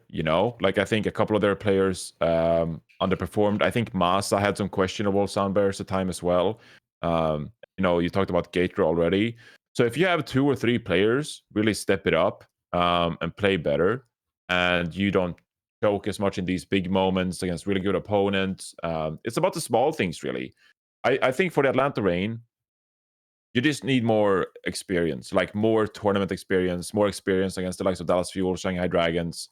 But like besides that, their compositions looked good. Like their ideas looked good in the June Joust. That is part of why they separated themselves from the pack of the other NA teams, is that they had a good team identity. They had good targets. They had good goals. Like when we talk about the Dallas Fuel, we talk about the way they're able to focus in on players, like Juby and punish him, focus in on Lijigon, punish him. They have like a clear idea of what they want to achieve with their composition, their play style, how everyone's abilities work with each other. And I feel like Atlanta Reign, for the most part in the June Joust, they had that. And then they swapped over to the Overwatch composition. Things looked a little bit shaky. Some Sunbears were off. Some of Gator's positioning was off. But for the most part, they looked really good. And so I think with some more experience, I think they'll only improve from here. And, if we go into a very fast-paced meta, maybe some of their former problems of playing, Winston compositions reliably, that is not in like a Neo-Goats kind of micro level, maybe they take a step back. But I feel like I have full faith in Pelican. The dude is a beast. Kai is still as good as last year. Gator and Hawk are stepping up, and Mas and Ars is a good backline. So, and they have good coaching now. Like they look like a really well-coached team with good team identity, like I said. So I'm buying into the Atlanta Reign hype. I wasn't before the season when we did our rankings video. I was one of the people who was like, we're ranking them too high, we're overrating them, they're not gonna fulfill it. But like I'm kind of buying into it. I think they're a really consistent, good team, and I think they have more room to improve and be better in these scenarios. So I do think this next tournament's going to be really important for them to give themselves a little bit of a buffer in terms of wins and losses. Because when you look at their schedule, they'll play the Justice, the Fuel, the Spitfire, and then the Uprising. That's not the hardest. No. But their final 4 games, though, are Gladiators, Outlaws, Mayhem, and the Fuel. That's a tough 4 games to end.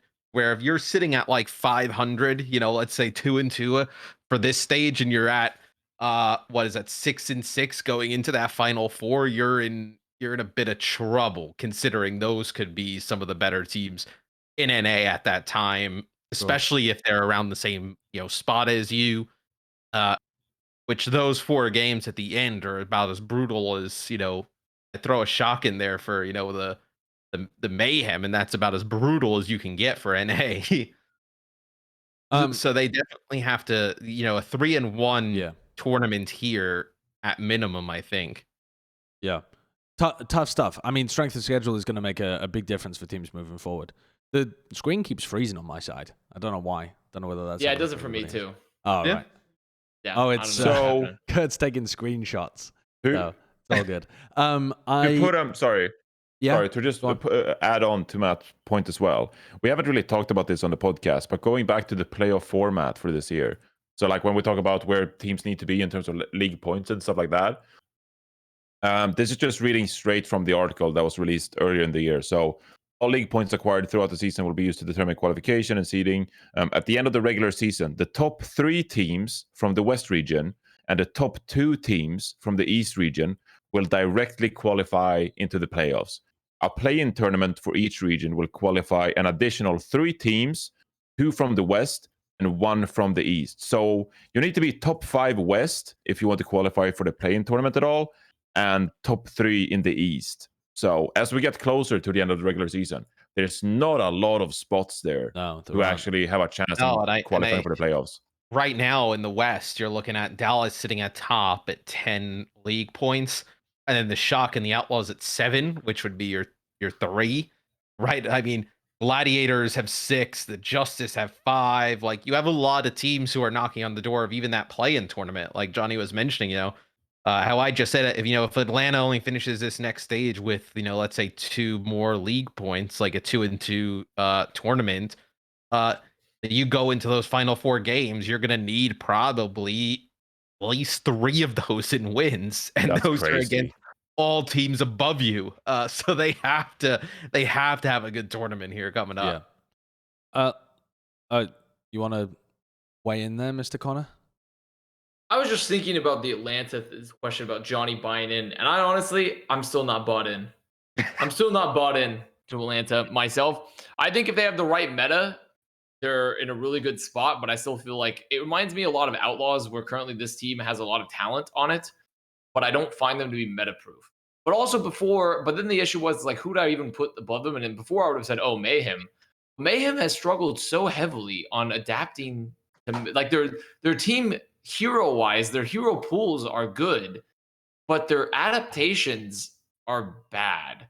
even if their hero pools are good. So even if I'm not bought into Atlanta, I feel like I don't even know who I could possibly put above them simply because at least Atlanta pops off in the right metas for them. So I thought the Justice looked really scary that last week. Obviously, they were just absolute dog the first week of the all right. June Joust. Whoa. We have an entire power ranking segment where we can go in depth. Oh, we're doing power ranking. We can move on from this. We can move on from this. Calm thy tits. Let's move on. The run a show every single week for the past year, maybe more than that, has always been posted in the Discord.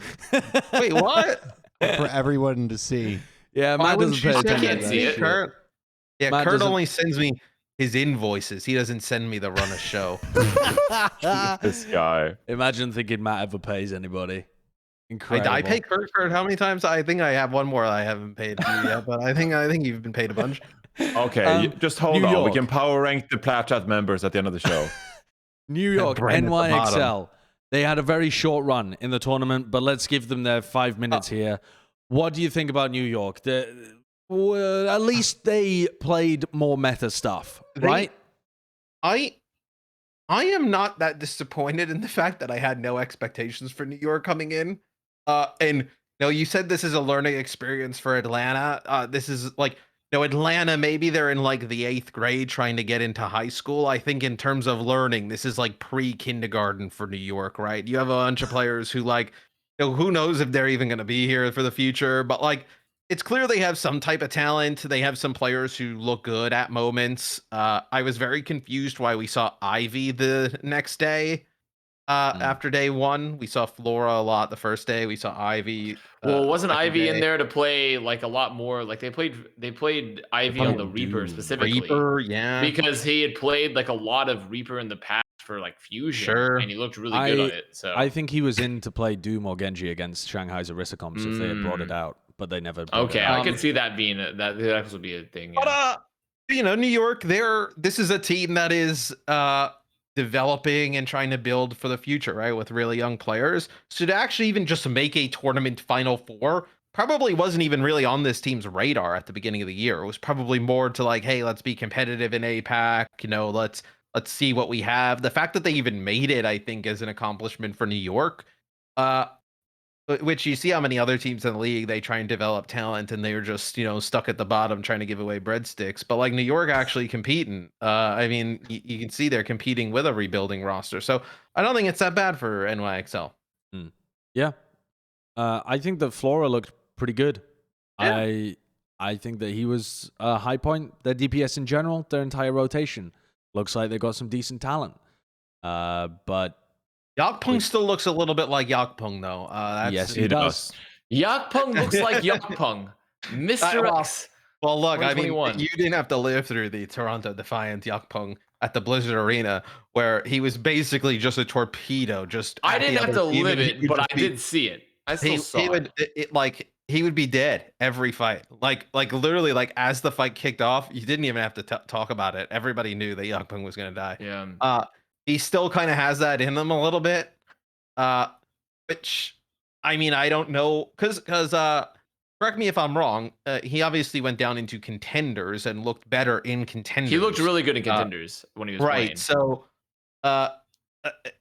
how do you get that Yakpung in the Overwatch League? We haven't seen it thus far, specifically on the Winston. Main tank players don't translate skills from contenders to... think of Roar, right? I mean, also, I feel like he's playing with the worst team overall. Like his team in contenders was very good, and the current New York iteration there's a lot of skill gap between them and other top teams. I tell you what, this team with a better tank line would be decently competitive, I think, in APAC.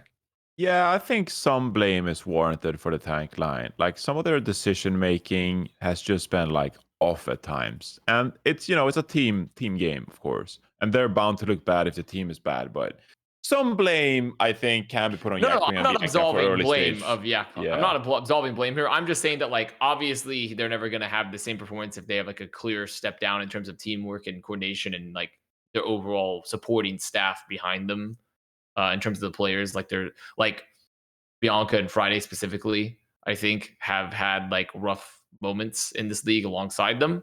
So Yeah, definitely. It's really tough. But don't get me wrong. I think York has absolutely done some crazy shit. Is like that one movie, The Other Guys, where they was like aim for the bushes and York fucking jumps off the building. And he's just like, that's York like diving occasionally. Oh, you've never seen that? It's a really good movie. Okay, you have to watch it. Yeah. It's amazing. It's a What's the movie? What's it called? It's Will Ferrell, Mark It's called The Other Guys. The Rock and Samuel Jackson. Yeah, but the thing is, those characters are not in it for that long. Yeah, no, they're not in it for that long. But essentially, there's a scene in there where Samuel Jackson and The Rock, they're like the two badass detectives, and they're at the top of the building chasing like this guy running away from them, and he's like, "You think what I'm thinking?" Because they have to get to the bottom of this building really fast, like.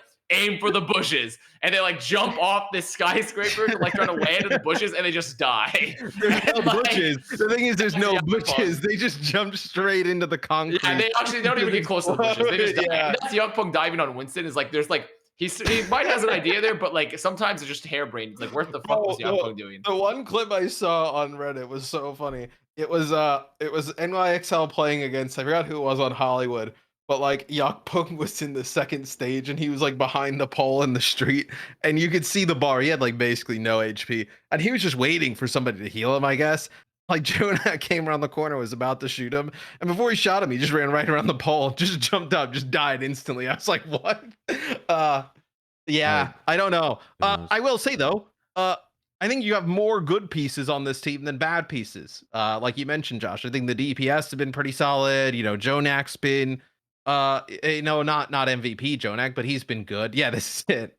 Just I don't know where Bianca's going with his defense matrix, just up to the high ground, just leaving him to die. The coordination between the tank line. Again, that was a good one. Yeah, I mean, one of the good pieces that hasn't even been able to get showcased essentially this entire season is Gwangboong, who ended up winning the Widowmaker 1v1 tournament and showcasing that he does actually have a bunch of talent. I guess that he's alive. It's now a tradition that it is only benched players that are allowed to win the Widowmaker 1v1 with DM and now Gwangboong taking the titles. So if you're a good Widowmaker in the league, you are going to get benched and there's just no hope about it. But at least now the Widowmaker has money attached to it so you can win some extra cash. Yeah, there were a fuck ton of money. What was that, like 12,500, 15,000? I think it was 15K, yeah. Yeah, so I mean, if you're honestly, why couldn't I have existed? I would have won the Widowmaker 1v1 when I was benched for sure. Of course. Yeah. If it had happened for money, I would have won that easily. I mean, that's insane. I don't know if you could take on the Widowmaker. I do not know who would win between Avast. That's actually ludicrous. Plat Chat show match. Now I legitimately think Bren would because I haven't played Overwatch in a real long time. So the Rat King versus the Widowmaker. Yeah, who's in a church? That's my doorbell. I don't know. I'm gonna go check on that real quick. That's very joyous. Right. I didn't know he lives in a church. Dude, if this was scripted and the Widowmaker walked in and we were like, my God, is that Bren's music? And he just, oh my God, stumps in, Bren fucking bodies of ass. Puts a hole through the wall behind you and just it's time to get baptized, motherfucker. Yeah. You guys don't live in a cathedral that was repurposed to be a home? No, we're not fancy. We're not part of the medieval elite. Oh, fuck me. I'm so boomed. I thought it was serious for a minute. I was like, does he live in a cathedral? What are you talking about? I'm totally serious. I've got Gothic architecture everywhere. I've got gargoyles and shit. It's really cool. Yeah, I was gonna say you have the gargoyle. You ever see the movie Gargoyles? Isn't that a TV show, not a movie? I think it was. I thought it was a movie, but I thought it was an animated TV series. An animated show about gargoyles. Yeah. Do you guys have anything to say about the Widowmaker 1v1? It was cool. It's all right. I mean, a lot of people. I was doing my captain showcase for sub tournament, and they were like, "You're missing the Widowmaker 1v1," and I was like, "Don't care." So not as cool as the IRL or in-game jousting competition. Those were my favorite. I did enjoy that, actually. I enjoyed seeing Tasmo beat the shit out of somebody just with a pull Tasmo rolled the shit out of them, and it wasn't even close. He actually clowned on him too because he gave Dogman like a free hit once, and he just like took it and just like boom and just smacked the shit out of him. Yeah, that guy's got some weight and balance. Yeah, he does. It was like some Hulk Hogan shit where like Hulk Hogan gets punched and then he just like starts powering up. Yeah, he powers up. That's what Tasmo was like. He was getting hit with the hammer and just powering up. Okay. I'd love to know what people down in the comments think.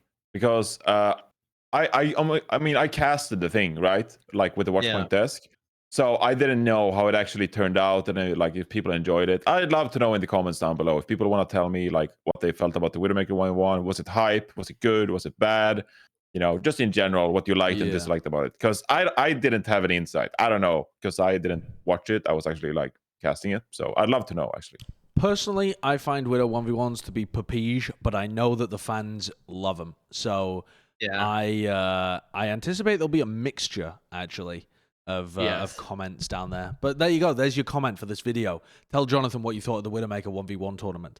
And whether or not Danny deserves to be blamed and spend the rest of his interviews on his knees.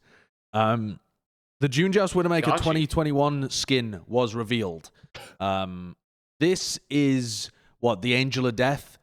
The Ange de la Mort, or whatever it is. I can't remember the name. Oh, yeah, I fucking nailed it, didn't I? Wow, nailed it. Wow. I have a hot take here. I don't think this skin is very good. And I know that that's hot because people fucking raving about it, telling her to step on him and stuff. Can someone tell me what's so good about this skin?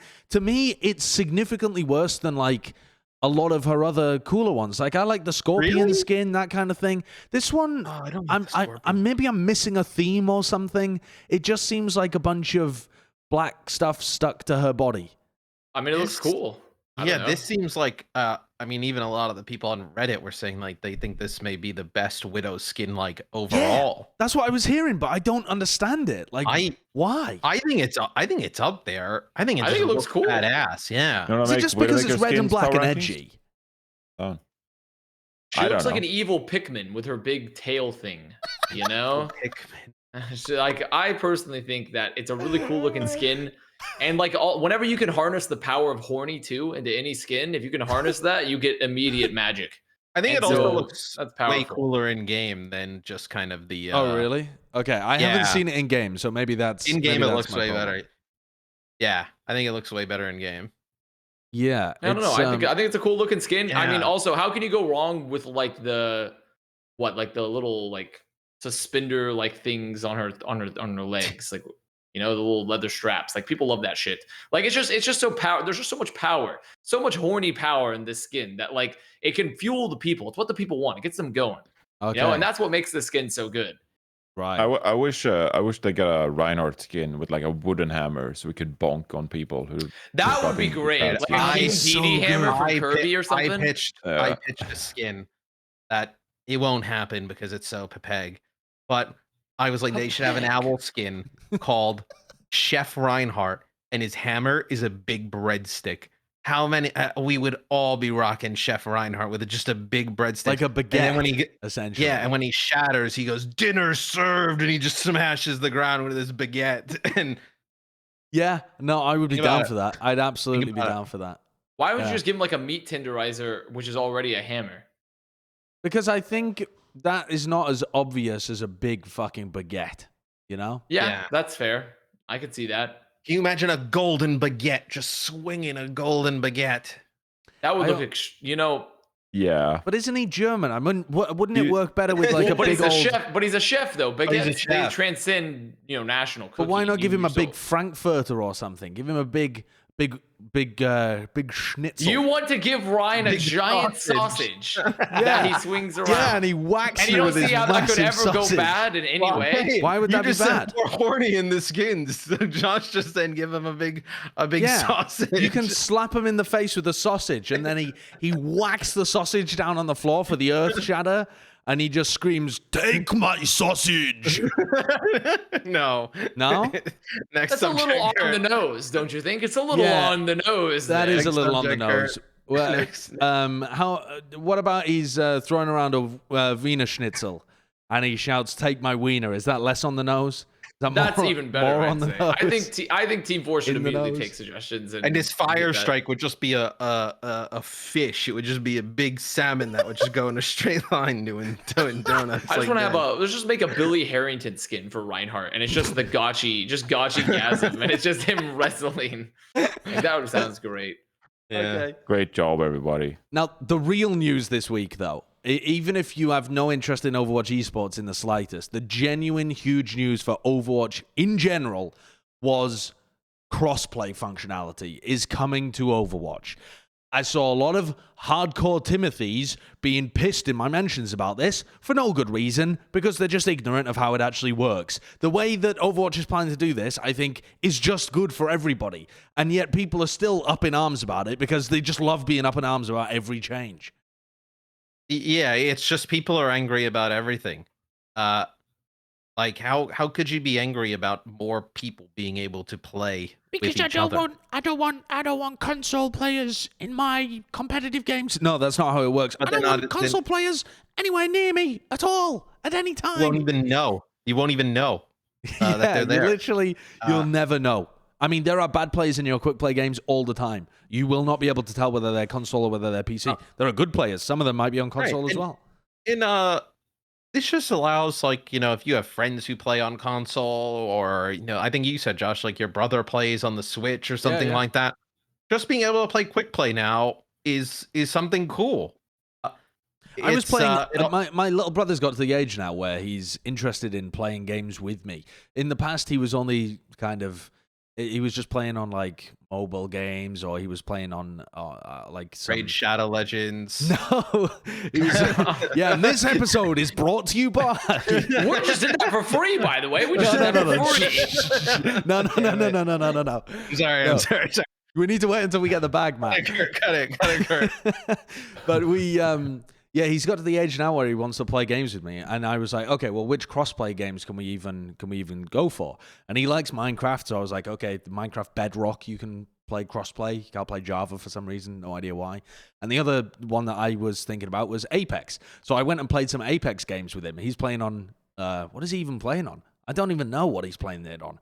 Maybe he's on Switch or iPad or something. I don't even know what the fuck he's playing it on. But he was playing with me, and it's just.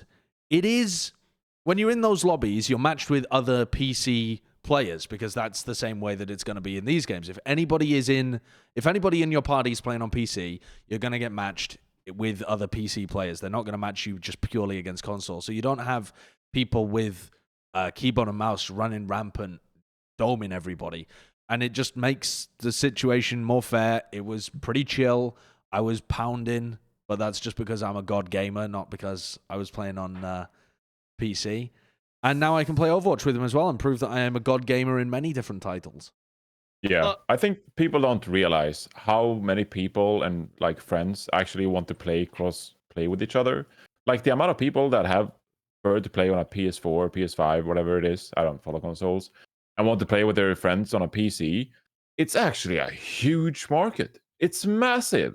But we just have this weird like circle where we're just elitists, and we care about competitive Overwatch, and we just care about the top 1%. And like, no, like you have no idea how many hundreds of thousands of people just want to play with their friends on a different console and don't actually millions though. Like millions in North America. In North America, Overwatch is huge on console. And okay, it's not that big in other regions of the world where consoles aren't as popular, but in North America, it's popping. Have any numbers ever been released about it? But I don't think so. No, they've never released numbers. It's big though. It's big. I'd also say it's large. The same type of reaction though with like 5-on-5, right? There was this huge like outcry at the start. But like if you look at the overall player base, like clearly people aren't playing tank for a reason, and they want to queue DPS for a reason. Like that's how that most of the player base wants to play the game. Now giving people the ability to play, cross-play. I think that you can play competitively across like the consoles in general. So like if you were teamed up with an Xbox person, I think you can play ranked. Like sick. If you're all on console. I didn't even realize that's awesome. Like what's having more people play the game and being able to play with people they like, regardless of platform, is awesome. Because like you say, Josh, you love Overwatch. You couldn't do that with your brother. So you have to go to other games. You have to go to, Fortnite. Yeah. You have to go to Apex, Warzone. Like you don't have to do that anymore. You can actually play the game you want with other people. And even he has friends that play it on Xbox, while he only has a Switch. He doesn't have an Xbox, so now he can play with his friends. They don't Why have don't you to just play get him a fucking other Xbox? games. Jesus, what kind of terrible brother are you? You force him to play on the Switch? I'm not. Wait a fucking second. For Get him an starters, Switch is the best console out there. It is blowing the cock off everybody else. 120 FPS on that. I saw it on E3. You can get him one of those. Please tell me you're trolling, Matt. Matt is not. Game Pass. Get him a Game Pass. I don't think he is. I think Matt grew up playing. What did you grow up playing, actually? Gears What do you of mean? War. Well, you were playing like Gears of War and COD and Rainbow Six. What was the console? Xbox 360. Oh, it was Xbox. Right. The original. I actually. This is how old I am. I had the original Xbox, and I remember when Xbox Live went on for the first time and playing online against other people for the first time on console. Yeah. I was always amazed. I vaguely remember that too. Didn't that have like a monthly subscription fee? Yes. Xbox Live or something? Yeah. And by the way, Nintendo still does. The absolute fucking scam artist. That's crazy. It's unbelievable. I think Xbox Live at that time. I'm sitting here playing WoW, paying a subscription every month, right? I think Xbox Live was $10 a month, I think. I want to say. And then when it started, there were only like 3 games that supported it. It was Unreal Tournament, which I met Chris Puckett on. That was a great the game. original Xbox. Wait, did you meet Chris Puckett on Xbox Live? Yeah. Was that how you guys met?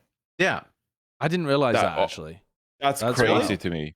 I mean, that's a very gamer kind of, story, though. Sure, but it's just kind of crazy to me. Yeah. You know?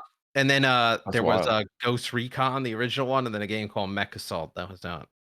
We used to play a game. We couldn't afford Xbox Live, and also our internet was so bad in our fishing village at the time. We didn't have fiber. It was way before that. We had like 2 4 megabit upload downloaders. So you still had DSL. It was before broadband. You Actual still had, like, fishing really lines old buried sure. underneath It was the like the stuff you couldn't be on the phone and use the internet at the same time. Oh yeah. Oh, that was way early. I remember when But we used to play RuneScape and at my friend's house, and they had dial-up internet, and we would get so pissed when his mum, whenever the phone rang in the house, we were like, "Don't pick it up! Don't pick it up! We're so close to getting 99 fishing! Don't pick it up!"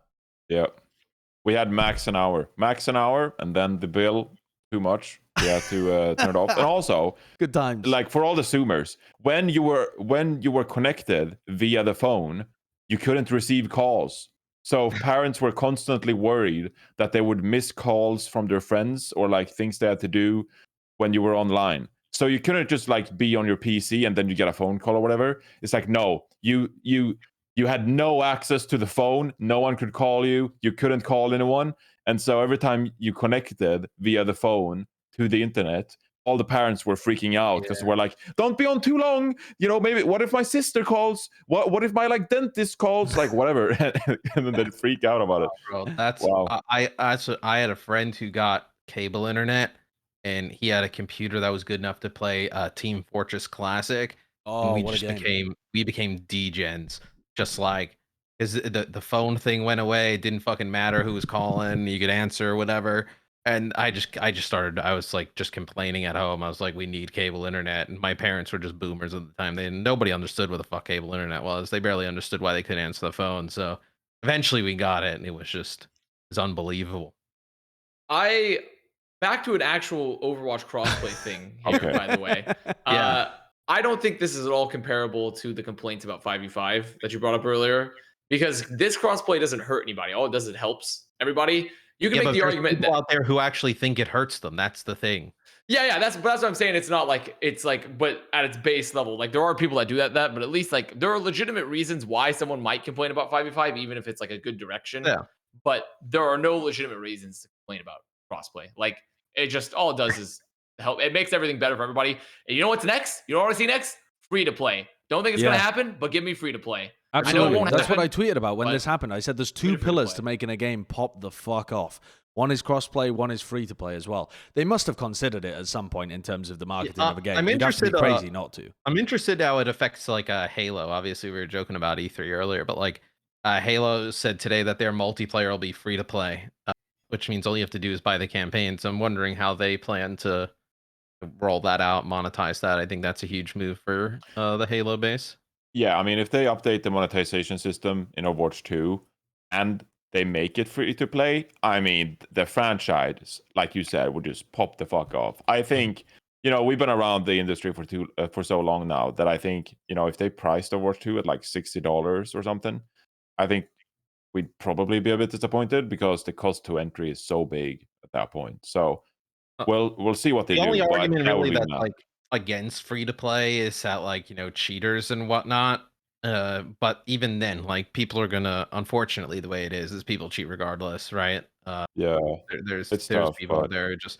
I saw some But guy on Warzone. there are also some ways of trying to fix that, like the linking accounts to mobile phones, making sure that you see, always have that kind of stuff. Like Yeah, See, that's Counter-Strike already. is you can take. Counter-Strike is 500. charging for competitive matchmaking now. Really? They're charging. Yeah, let me see if I can find the article. So the competitive side is not free to play, Yeah, I believe they're charging now. which means that you can't just create Uh, endless free accounts. Oh, and I shoot. think it's to access Prime rank they're charging. Prime Okay. matchmaking used to be just you linked your mobile phone and something else. You had like you have to buy a Prime status upgrade for $15 from the store. Okay. Well, either way, I don't think cheating is even a good counter argument because all the big No, mobile it's not games, great. like everyone's still like no one even cares that there's like everyone cares there's cheaters, but it hasn't stopped any of those games that are free to play being massive. Like at the end of the day, you're gonna deal with cheaters, paid or not paid, and people would still rather have something free. It's like when people watch. It's why people don't pay for Spotify. Like sure, ads are fucking annoying, but it's free. So and Yeah. that's essentially like cheating. Yeah. the Overwatch. I would wish that they went for free to play Overwatch and just go for world domination. Cross play, all the platforms, free to play, Dude, crossplay, free to play sneakers, merch, all of it, just world domination Overwatch. Would pop off. Yeah, Pop off. it really would. I mean, even when you compare it to something like TF2, I mean, TF2 is genuinely a dead game. There's nothing happening over there, and yet the player base is still relatively healthy. Big, yeah. Yeah, I mean, it's like it's relatively healthy because it's free to play, but it just continuously has people added back into it. I mean, yeah. Hey, holy shit! That's more than I expected. Yeah. No, TF2 is like, and it's an ancient game with no updates, and it's free to play, so people are still going to play. Also, it is a very unique game in the last 30 days. Sure. Kurt, sorry, can you zoom out there and do like a 2 or 3 year vision on the active player base? Because they had that massive patch like 2-3 weeks ago. 2-3 years ago, right? When they introduced matchmaking or whatever. This is that 1 was year. like 4 years ago now, right? Yo, Kurt, look up how many people are playing H1Z1. Holy shit, it's the most popular it's been in 4 years or 5 years. That is insane. Just weird, isn't it? How many people are on H1Z1 right now, Kurt? Epic because H1Z1. Oh, that's the test server. What the hell do they do to what in the world? There's so much H1Z1. How many H1Z1s do they have now? Is it called Z1 Battle Royale? There you go. Not great. Not 137 people playing 5 minutes ago. No How do you bueno. even get a game? Yeah, 2017 was doing pretty well. I remember the H1Z1 Pro League. Yeah, that game was popping for a bit. Okay, let's move on. The Overwatch 2 models. I can't remember exactly where this was. This was in some kind of like Summer Games Fest. Summer Games Fest. There you go. Thank you. Yeah. Sombra and Baptiste's models were revealed. I do not know what these looked like beforehand, so I don't know what they've changed. What do you mean? You don't know what Baptiste looks like on the Lives game? Baptiste has a hat, and That's he's his red hair. instead of blue. But Baptiste has a hat in the game? Doesn't he? I don't think he has a hat. I don't think he has a mohawk kind of thing, though, does he? Batiste does not have a hat. He doesn't have a hat? I thought he had I wish he had a hat. I thought he had the goggles and like a cap on or something. He's got the goggles, but I don't think he has. It's not a cap though. No. And then he's red rather than blue usually, right? Yeah. No, he's like orange and blue. I really like the Sombra model, like the jacket and then the hair, like the pink, like cool, illuminating on the side. Okay, nothing has changed with Sombra. What has changed? They look crisp, just more clean. detailed. Wait. Tell me one no, detail that's different. Wait, is that the GameCube logo? She was had in her hand. That looked like it. Looked like it to me. What's Are you a big short sleeves now. GameCube fan? What's Get the the old difference? Sombra up. That's the thing. I don't know what old Sombra looks like. I'm once again, this is one of these moments where it's like I appreciate the artistry, but you can put any shit in front of me and I just don't care. Like I just don't like the models for me. It's like it's a very secondary point of view for myself because I'm just much more interested in content, right? Like models are always cool, but it should be a secondary concern to what's actually happening. So I'm always worried about like once I know that Overwatch 2, it's like the content's amazing, then I'm like, let's check out these models, huh? Let me look at these models. Like, how are the models looking? But right now, I feel like I'm window shopping, and I don't know what's behind it. Like, it's like the mannequin could just be like completely undressed at past like the point like here. Like, I don't know what's happening beyond this. So for me, when I see the models, I'm like, are you saying you want nude mannequin I think you models? also no, I'm not saying that. well, I also think the way they show the models, like with the white background, is to like let you see like all the detail and whatnot. But I imagine they'd look even cooler with the updated environments and like the other, lighting and weather and other things they've showed off. I'm not trying to downplay the artistry involved. I'm just saying I am so much of a capital G gamer that's unobservant. I have not a fucking clue what's going on in terms of like the textures and details and stuff. When I turn the quality down to low, I can't tell. In Overwatch, I just can't tell. I like the quality of it. Like Overwatch, Yeah. I mean, I think as well, like even Overwatch 1 isn't a bad looking game. Like I think it actually is still like a really good looking game. Overwatch 2 looks phenomenal. Yeah, where Overwatch 2 just looks to be building upon that just with more detail, which Sombra looks like she's been in the gym. She's got to get a little muscles over there, but like I really like her model. I think Baptiste came out so new that like they almost really didn't even need to redo his model. I feel like he's so new to the game, but well, they're probably going to redo like everyone's model, I imagine, going into Overwatch 2 anyways. Like, they'll probably update them all in some fashion. I mean, it's very important though on another aspect of like if you want to retain more casual players, having very good looking things is very important. So I do understand like the point of it. It's just always since we're here on a podcast that is for me, it's just the back of my mind. It's like I just want to know what content is first before I like care about the models, right? Then afterwards, once the content's good, I'm like, okay, like what's going on with the game aesthetically? Okay, esport. I'll go on, Jonathan. No, I just wanted to side with Matt here for the sake of being 2 against 2. I actually do care about the models. I think that looks cool. Makes me hyped. Excited. What's the one that you just showed? That looked like it was like concept art or something. Yeah, because that first one looked sick. Is that their plan or is that? We're showing off these new Overwatch 2 models, and you look at like this piece of paper they've drawn. It's like, that on live. Sick. That's not what he looks like on live. I mean, because he doesn't of what he looks like on live. Yes. Yeah, this is like his color scheme and his hair's out. He's got the goggles. He doesn't have a golden scarf, does he? It's like orange on. He's got like an orange scarf. Yeah. Are you thinking of a Valorant character? Do you know anything about Overwatch?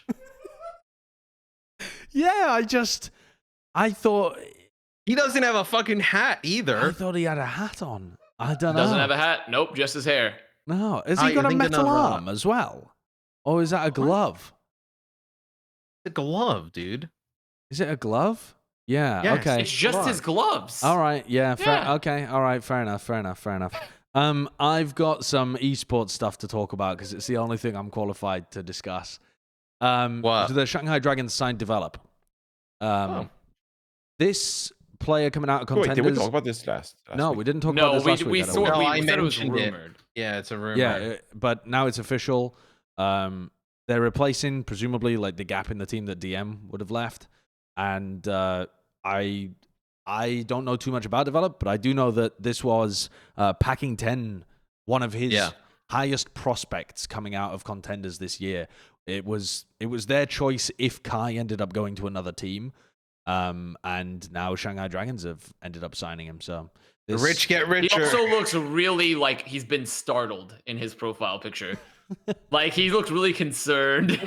Someone snuck up with the camera. I think it looks like a Chad. Like if I have lip and develop like a double hit scan meta, I'd be fucking frightened. I felt the same when actually we didn't discuss the Widowmaker 1v1. And now I'm deviating from the topic at hand. I'm sorry about that. Wait, the roar of a dragon shatters the silence. A new challenger approaches. Develop, part of the new generation of DPS players, will be flexing his prowess as it becomes a key part of our run through the season. Let's welcome the Shanghai Dragons. Develop through Dragon I mean, thanks, wow. Texas speech, Johnny. I'm going to ignore all of that though, because when someone begins a paragraph with "the roar of a dragon shatters the silence," I tend to believe everything that comes after is fluff, rather than truly believing he's going to be a key part of their. Sound run like a through the fucking season. Game of Thrones intro. It is. Yeah. I mean, that's supposed to hype you up, but I don't They've done truly that for all believe their he's going to be releases, by the like. way. I don't believe he's going to be taking significant time away from Lip or Fleder. The Lip is too good. You'd have to be. Depends on the meta. Yeah, Come but on. what would it have to Lip be? is not like irreplaceable. It's not irreplaceable, but Develop would have to be nutty and fit into the team incredibly well. DM was already a bonkers player, and he wasn't getting any playtime because he just wasn't as good in the team as Lip was. Well, he was actually quite poo in the main melee, to be fair. DM. Who? DM? DM, yeah, I think he underperformed at the start of the season, and that was part of why he got out-rotated to Lip. Sure. And Lip started playing more of these longer range hit scans. I'm just saying, if we go to like a double hit scan meta, I wouldn't be too surprised to see Develop replace Fleda on some characters if Fleda didn't feel comfortable. So I think it's a good pickup for that reason. Johnny's waiting for a think it's a good checkmate pickup. BQB versus Develop and. Dude, I just want to see checkmate. I just want to see checkmate. I don't know why. I made that bold prediction about checkmate playing, and now I'm just like emotionally attached to a checkmate. I just want to see him come out on Echo. Yep. Genji. That makes me wonder, are there any players that got signed and didn't have any playtime and then ended up getting dropped again without ever getting playtime in the Overwatch League? Were they just permanent bench players? I know that Joe Meister in Season 1 happened, but in like Season 2 or 3 or 4, when there wasn't a preseason where everyone got showcased, has there ever been a player like that got picked up and then dropped before they got played? Surely. There must have been someone, there has right? been, but I'm trying to remember now. Did Dia get any play for Shanghai last He year? did, yeah. Wasn't there that guy? He played for that one team. I think he played. Oh, I love that team. I think he played. No, I mean, it's escapes my mind. I'm sorry, I can't. I don't know. Okay. There's got to be one. Or There has two. to be some, but I just can't think of any people off the top of my head. I mean, what about? I mean, Valiant still gave playtime to like KSF and Numlock and shit. So like, no, like Boink played some last year. Boink played a little bit. Like Boink played last year. Wait, I don't think he played last year, though, right? I don't think he did, but he played They at some moving point. around with what they had like Raucous, Boink, Jexay, and Repel, right? Yeah, you but know I don't that's think true. did Boink ever I thought they actually only get fielded? rotated. I thought they only rotated in. But that's like, beside the Repel and point because Rockets. Boink has actually had playtime in the He Overwatch still played League. in the Overwatch League. I mean, yeah. like, didn't Bishu get picked? Oh, but Bishu's already played in the Overwatch League. But What am I Bishu's talking played. about? Yeah. The thing is, I don't know I don't how many know. people were permanently benched. There at was this point. one in 2019. It was. Oh wait, Axiom played one match. Yeah, but he still Ah. played. Yeah. Played one match. Damn. Like I don't think there's been So any close. perma bench players since then. Like 2018 by far had the most perma bench. Did we see Players. Mikey played for Boston Uprising? Yes. Mikey Definitely. played, Ball yes. for them. Yep. Oh well, I mean that's another thing that you could comment in Color the Hex this season we haven't seen, right? Did Yeah, no but one say Colors has Avast? played before. yeah. Well, yeah, but the thing is that this is already we're talking about players like We're from asking if 2019 on. someone got called up to the Overwatch League and then didn't play at all, and then Checkmate. was removed. Yeah, Checkmate is 'cause still is in that. That's why I'm thinking people Category? like Checkmate, Develop, that kind of thing. This might be the first season where that kind of stuff happens because there's only 16 games in which to actually field them.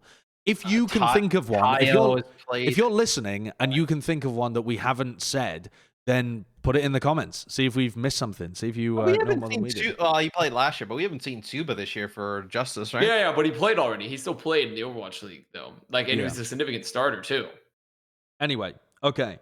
The other part to this as well, Overwatch League can now help foreign pros enter the US. Jonathan put this down in a comment. Do we have any further information about the specifics of this, or is this just good news generally for people like Funny Astro making it to Korea? This is just part of the Overwatch League PR scheme we have here on the podcast where we talk good about things going on. I don't have any further information here besides this John Spector tweet. Probably could ask him about it next time we have him on. True. He's always happy to talk and have a chat, so we can talk to him about it. Regardless, very good news. It's a long time coming for Kevster, and we had the Soon situation before the season. It seems like the Overwatch League, they have been working on this behind the scenes for quite some time now. It's very important to them for good reason. And I'm really, really happy with their progress and that this is now a thing. So, yeah, I'm very excited about this. Good stuff. Yeah, I mean, this is something a lot like, the credits that we had for the animated credits, the drawn credits that we had this weekend. Those were great. I mean, all that stuff started, including this before the season began. So now you're starting to see some of this actually kind of, obviously this stuff takes time. So. And Kevster is officially in Los Angeles as well, right? Yeah. Officially in Los Angeles. So this is now, it is now judgment time. It's judgment time. It is now time for all European simps to be judged, because this is where, if Kevster does not, literally the hopes of Europe are on Kevster, because if Kevster does not pop the fuck off, this will be a final crushing defeat to European Overwatch, now that he doesn't have the ping excuse anymore. What? He has been popping off already. No, he's been playing well, but he's been good. If you want my personal opinion, I don't think Kevster's been a star player. I think he's been fine. I think he's been fine. Yeah, I don't think he's been fine. He's been fine. He hasn't been a different, compare it to it's really just the fact that he's been good. I just don't think he has a huge reputation that he came into the league with, and it's hasn't really been met yet. But a lot of that is well, he's still on ping, guys, still on ping. So I mean, yeah, we'll see. Which is fair. I mean, he's playing on 160. And it's not. And also, we're not saying Kevster's. I'm not saying Kevster's bad. I think Kevster's playing very well. He's definitely worthy of a starting spot in the Overwatch League. It's just he hasn't been some sort of monster out on the battlefield by any means. Yeah, I think you're a valid point, and I'm just being a European apologist. So we're just having that, we're just staring each other down, but we'll find out. This is my go-to. My go-to of things to piss people off is to piss off European Overwatch fans and to piss off Fusion fans. Those are my go-to. Okay, that is why Mars Eternal being decent was so nice for once, because we actually had something to talk about. Yeah. Well, now we have an opportunity to piss off all the fans in the Overwatch League, because we're going to do our June Joust power rankings. The big daddy, big league, full-on power rankings, not split by regions, just 1 to 20, baby. Boom. Everybody knows our power rankings are always correct, and there's never anything wrong with them. Yes, all true. Correct. Absolutely correct. 100%. Number 1, start there. Oh, Is I it was going to Shanghai say start Dragons? down. I think you can start down low and work your way back. But if you wanna start, I want to start at the top, Matt. I want to start at the top. Okay. Because then we'll get to fucking talking about pizza forever if we start at the bottom. Do they have more pizzas? We need an update on that. We didn't put that in the rundown. We need to talk about that. You have more pizzas later? Oh yeah, there's more pizzas for us to rank, but we need double rankings. We need to get paid by fucking Pizza Hut before we start ranking their pizzas. Well, we're not ranking Pizza Hut's pizzas. We're ranking the players' pizzas. You could take those toppings and put them on any pizza anywhere. Pizza Hut does have very good breadsticks. I'll say that about you, Pizza Hut. You can't fuck up breadsticks though. It's so easy. You can. They put a good amount of seasoning, and the sauce is good enough. It's not cheap. Shut the fuck up until they pay us. Shut up until they pay us. Shut up. Okay. Stop giving them free promotion for their delicious breadsticks. We're not getting them anyway because no one's getting a fucking Shadow Legends. No, you've said their name twice now. They would pay so much money for this to normally happen. So first of all, number one, I'm putting Dragons. Shanghai. Yeah, Dragons. Okay. Right now, currently. Yeah, but I mean, Dallas have to be a number 2, right? Dallas are definitely number 2. Personally, I think you could even be, if you wanted to be maximum fairness, but obviously this is not how power rankings work, you could even do a split number 1 spot with Fuel and Dragons being a yin and yang. But the thing is, that's not how power rankings work. So because Dragons won, we have to put Dragons. So is this the teams overall going into the second half of the year, or the teams from this tournament? The teams, I would say, after this tournament / overall, if we're doing a global power rankings, it should include both as considerations, right? Yeah. And currently, right now, I think for the first half of the year is a good way of thinking about this. Yeah. Who's third for you guys? Honestly, Shock. Could you put the Shock third? I Yeah. could put Shock number 3rd. Yeah, I definitely Yes. put the Shock 3rd. I think you have to. There's no big challenger outside of them. Can we hear the argument for Shock third over, say, Atlanta or Gladiators? I mean, Atlanta beat them. Get into the June Joust tournament. That would be your Definitely. Atlanta did not have a good first stage, and they still Yeah. have not shown that they can compete at LAN yet either. Yeah, I I mean, the think Shock had overall you would have more confidence about the future of the Shock as well, because they've been Yes. able to perform every time in those regular season matches. I think this is the question about doing something that's got intense recency bias, whether it's like a power ranking of right now who are the best teams, or whether we take a more balanced approach because it's the middle of the season. But Yeah, I we've think you have to decided to kinda take weigh a bit both. more of a balanced approach. I think now that we're halfway through the season and we have 2 tournaments to go off of, we can definitely do and it's a global power ranking in general, and we only do them after a stage playoffs for so far. Like global power ranking should be far more holistic and wide reaching, like their current overall. For me, 4 is really kind of between at least I think the Outlaws and the Gladiators. So I actually think there's a real chance to put Justice or even maybe Rain, but more than likely Justice. I Yeah, I don't think like the Justice. I think they've had a very easy strength of schedule, and I think that they have not demonstrated. Well, I think that they're in the same group as we've already talked about this, in that there are a lot of teams in North America that aren't really into that next tier. So we're now getting into the muddy territories for sure. But I do like the Gladiators. They did start slowly, but I'm more happy to give a slow start the benefit of the doubt than like if you're on a decline now. That's actually fair. And those The were Gladiators- tough matches. Like their Yeah. 2 losses in the main melee, they were to remind me again. It was I it can't remember. Shock and Dallas, right? yeah, like incredibly tough Right. matches, and those were their 2 Shock and losses. Dallas. Well, they lost to Fuel, and then they lost to San Francisco. Shock. Yep. Yeah. And they've beaten everybody else. And they've beaten everybody else Also- pretty convincingly. So I think even if this was a React Andy power ranking and it was super short term, Gladiators deserve a super high spot. I think that if you're looking at the top teams right now, right the fuck now, for the end of the June Joust, it's Dragons and Fuel. Then probably you have to give credit to the Atlanta Reign, and right sniffing behind them is the Gladiators. They're up there. They were the only team to challenge the Dallas Fuel and take maps off them before they got to the June Joust finals, when they were in their big form. They looked good. They had versatility. They'd beaten the Reign earlier on. Like Gladiators were a damn good team. they had this a stage. 4-0. They had a 4-0 stage this stage. If you were to look at just the June Joust, right? Yeah, they were a very, very good team. So I'm Yeah, I agree. I like the For Gladiators' Gladiators. trajectory. I think you can tell me on that. I was just wanted to propose the Justice because they looked a lot better towards the end of the stage, but I do agree with the Glads. I But still they're think still you have so to hold one-dimensional, losses. though. Like no, they no, just, don't. Yeah, they're not Yeah. strong enough. They're not strong enough overall. I agree. absolutely. What do you do here? Because I think now you get muddied up with Outlaws, Atlanta. Do you even look to like the Fusion or Soul Dynasty? No, Like, definitely not. I think they're further down. Yeah, I mean, you just have to give it to Houston. I mean, Houston is also 7-1. I'd rather Personally, give it I to would give it to Atlanta over Rain. Houston. I would give it Rain. Yep, I Atlanta, agree. okay. I'd give it to the Rain. the Reign. That's pretty recent. I would give it to the. Well, the thing is, this is recent, but if you go over, They finished with the exact same record this tournament. yeah. And Outlaws has the Houston was- weaker schedule, Matt. Stop looking Okay, at they regular season have records. No, they have had an easier schedule because I think we covered that on last week's episode that all of their hard games come now. What happens with the Justice's schedule? I'll Can you, tell That's a you. good question. can you take a look at that? Because to me, the Justice are also sniffing for that spot. I got it, Kurt. The Justice this tournament they'll play Atlanta, Florida, London, and the Gladiators.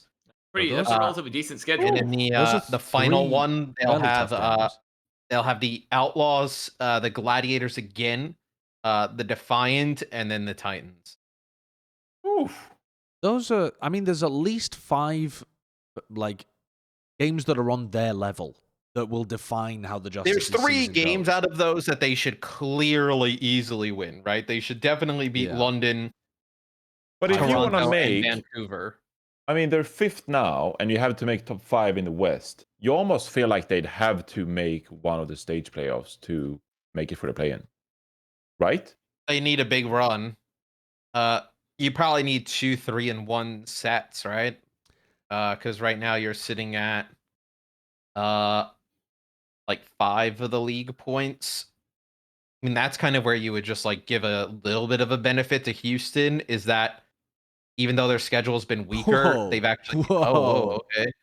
Even though Houston's schedule has been weaker, they've taken care of business, right? They haven't blown any of those games. Where the Justice, they had some, they should have beaten the Paris Eternal. They get the Rio'd by Paris. I mean, I mean, I don't want to disrespect the Outlaws too much, and their fans really seem to rally around the 7-1 record here and how they deserve to be so much higher. But they haven't beaten a good team since like the first week of the league. Essentially. If you ask me which team I had more confidence in making an end of season playoffs run, I'd probably say Justice over the Outlaws. The only team the Outlaws has beat that's worth noting after week 1, where they beat Dallas and the Shock, is they got a win over Florida. Which also Florida's looking very middling. Like they're not actually looking like an insanely top tier team. Right. Otherwise, they lost to Atlanta 3-1. They beat Toronto, they beat London again, they beat Paris. And then it's really just that week 1. They have not been a single good team since week 1. It's not fantastic, but also to put Atlanta Reign above them, you're kind of banking a lot on the recent successes of Atlanta continuing as well, or at least being indicative of future performances. When I think about the upcoming meta, the fact that we have no hero pools in the upcoming meta, it feels more likely to me that we have a resurgence from Houston of the Outlaws. Yeah, that might. Atlanta. That's pretty reasonable. Really though? The Outlaws' next games are Shock, Titans, Uprising, Fuel. So they have 2 hard games and then 1 meh game and then 1 really easy game. They can beat Shock or Fuel in like a May Melee meta, but I don't. In the first week of the season. Yeah, I don't know whether that's going to be. I don't know. They haven't beaten We're in them such since. muddy territory with North America here, and it's unfortunate, honestly, that there isn't a big team from APAC that just would swoop in and be better, because the hole is there. There is a hole here. The last 4 games, the last 4 games for the Outlaws are Justice, Atlanta, Florida, and the Gladiators. Okay, that's tough. Yeah, well, that's the thing. Outlaws had like the really easy schedule for the most part, aside from their week 1, like for the whole first half of the season. And they have, remember, aside from week 1, every time they played against a team that had been like considered top tier, they have never won. Like ever. Well, they haven't played anybody outside of Atlanta. They played Fuel. They played Fuel in in the playoff knockout. That's what I'm saying. In knockouts, they've never beaten a good team since then. Week 1, they have not beaten a team to prove that they're like top tier. Then is there enough to put them over? I mean, I guess. But that's the thing. Also, do I trust Reign more than Outlaws? Because I think Reign has a big hole in their meta, while Outlaws. Where is that? Because they sort of. I think Gators Winston is still not like. I don't know if it's still going to be able to hang with the top. I agree. Oh well. I almost consider Atlanta Reign more versatile than some of these other teams you're mentioning right now. Like with them playing this Echo Reaper composition, and yes, Gator underperformed a little bit compared to the other elite Winstons in a playoffs, but they were still good. Like before the season, I almost like counted them out playing Winston comps, but now they've been competitive on the Winston compositions. But it was a Winston Lush comp as well, though. You want Atlanta's next schedule? Yeah, coming up. So Atlanta plays Justice, Fuel, London, and Uprising. They have 2 top teams. And then their final games are Gladiators, Outlaws, Mayhem, Fuel. I mean, that's a really hard final stage. It's a hard schedule. I mean, that's a tough final games anyway, right? The only 2 locks are London and Boston. Everything else is the other games outside of that are Justice, Fuel twice, Gladiators, Outlaws, and the Mayhem. But then I take into account that Outlaws tank rotation is now fucked up along with their support rotation because I don't know what they're doing with Dreamer right now either. But like, imagine we go into no hero pools and suddenly they're playing Dreamer over Jonggu like all the time or something. Like, what if they do some papigerie? They could, but I think anytime we go back to Rhine, we are definitely seeing Jonggu back in. I mean, there's no question of that. Surely, right? Surely, right? I don't know how strong Rhine will be, and even if Django and Rhine is your argument, like I'm. And also on top of that, like Jonggu, like it's still weird to me because I still think Jonggu potentially would have been a better like player what they were doing with Dreamer anyways for most of the time. So I don't know what's going on there. I don't have confidence in the Outlaws and their substitutions and their player rotations. I don't. I think overall, legit, when I look at it at its base, Outlaws are slightly more meta-proof, but their rotations for their players and their strength of schedule has left me very much wanting. Plus, they would pull out some random bullshit with their schedules are about the same. Yeah, they are. They I personally, I have actually currently, when I look at the pop-off and what they've done so far, I have more faith in Reign because at least they've shown they can show up in a playoff environment, and Outlaws have yet to prove they can show up. Sure. Yeah, I think it's really close between the two. This is tough. This is honestly really tough. 5 and 6. I mean, because if you I put 5 and 6. If you pick Atlanta, the Houston fans are going to be like, "We're 7-1. You're disrespecting us." If you pick Houston, the Reign fans are going to be like, "We just made the playoffs and clapped everybody. What the fuck are you talking about?" And also, because I really hate that. You saying that has solidified this simply because I hate when Houston fans are like, "We're 7-1," because that's so stupid. You had such an easy schedule. I hate that. I hate that so much. This next year is just. I mean, I feel like Washington Justice are just a shoe-in for the next slot, though. Probably. Because I was even wondering whether Justice should be above Outlaws or Reign here.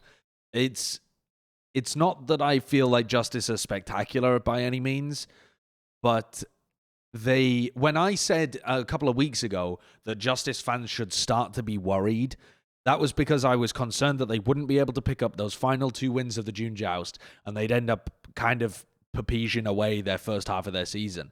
They haven't done that. They've actually been able to secure a reasonably decent win rate from the first half, and they still have, I think they've got good chances of being able to overtake some of those other teams. The thing is, though, they just haven't been as good, so you can't rate them above them. So they'll the Justice, they play Atlanta, Florida, London, and the Gladiators this tournament. Yeah, we already went through their schedule. I feel like those games they're winnable, but there's no guarantee that they're going to win. It's just they have 2 guarantees at the end of the year, but that's about it. Yeah, the rest of the season for Justice it's in their hands. They can define whether or not they move up or move down, but I think putting them in 7th is pretty fair right now. What do we think about Philly? Yeah, I think we need to get some APAC copium in here. Like, where do we rank Philly, Seoul, even like Hangzhou? I feel like they need to be in the conversation pretty soon. I want Philly to be in right here at the number 8 slot. And I know that they had a really shit stage in the June Joust, but considering that we're taking the first half of the season into account, they were perfect through the May Melee. Okay, they lost that qualification game to Shanghai, but Shanghai ended up going to the finals and actually looked really good, and it was a close match, even though the maps ended up going... But they lost to New York and Chengdu, though. I know, but... And they dropped a map to Valiant! But I also think that with Funny Astro back, Fusion are the team that should be moving forwards. I think over the course of the whole of the first half of the year, who would you say has been better in the APAC region? It's only the Spark that you could make the argument for, maybe. Yeah, no, I wouldn't put the Spark above them, so. Maybe fair. You could try and make the argument for Chengdu, considering they weren't as bad the second half, but they dropped off in a similar way that the Philly did. Maybe Seoul were like okay in both stages, but if Seoul had more playoff success, like stage playoff success, I'd say Seoul here. But the fact that they didn't make either of the stage playoffs. So in the first one, they lost to Chengdu, and in this one, They lost to lost to Shanghai. They're just not yeah. impressive when they're playing either. They Yeah. don't look like they Yeah. have any hope of being a tier 1 team. Whereas at least Philly, you can make very reasonable excuses for why they would have flopped a bit in the June Joust and reasons Yeah. why they might improve in the future. I know that that's going out slightly outside the realm of power rankings, but The thing is, also think, APAC would have to do that. yeah, I also think that there's one team that can, the second half of the year shoot up the standings in APAC and make an even noise in the tournament finals. I think it's Philly getting their whole roster back. I can't see anybody else from APAC really ascending to get there.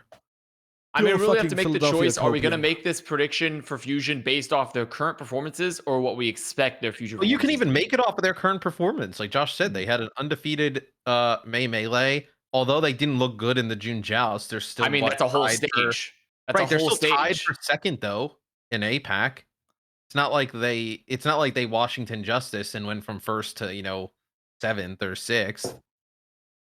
the real question is just who overtook them, right? Like, Right, yeah. Who would you say is better?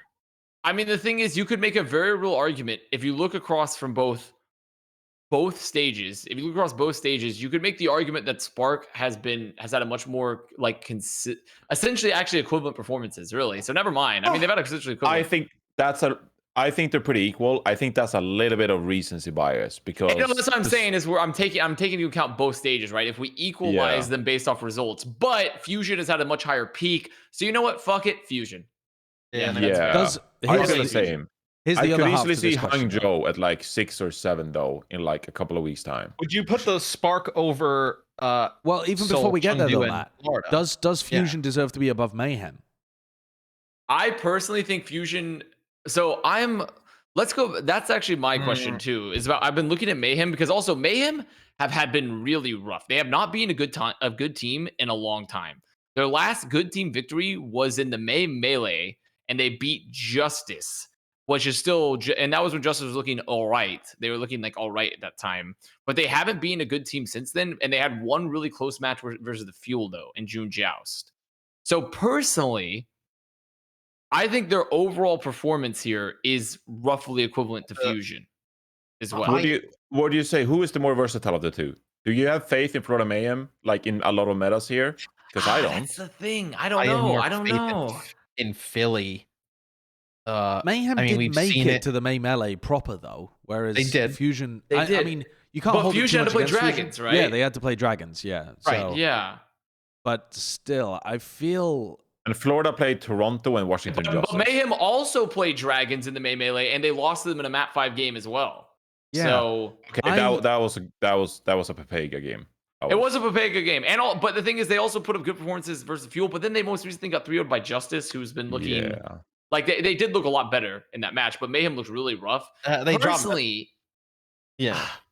I don't know. This is hard. It's tough. Yeah, Because we're basing this off of Fusion's future roster, essentially. Because if we were to take their current roster for Fusion, I would put Mayhem above them. I think that's what we should do. Yeah, honestly, I think so too. I know I originally said that I wanted Fusion in 8th, but I think it's a bit of copium. It really is. Yeah. It's like you just know what they're capable of, but everybody in APAC other than the Dragons has shit the bed at various different times. And this June Joust just overall for APAC, because when you look at this is going to look like, oh my God, NA bias is unbelievable. Because we have Shanghai at the top, and then we have 7 other NA teams before we get to another APAC team. But I'm not. The other team that mad. made it to the June Joust, New York, was dog water. Like it's like the thing is that the teams are so. If you are dropping games to New York, you don't deserve to be even touching top 5. You don't even deserve to be touching near the top 5 at all. You don't. You simply don't. And they just lose to each other constantly. The only team that stands out above them is Dragons. So it's the only person that deserves from APAC to actually be at the top ranking. Like no one else from APAC has proven that they have like any sort of reason to be close because all the APAC teams that are not Dragons have combined like 2 map wins in playoffs. Yeah. Their map record combined is 2-12 against. That's disgustingly bad. That's disgustingly bad. Like there's no reason at all anyone should look at these matches and think that APAC is currently a good region aside from Dragons. So Spark next.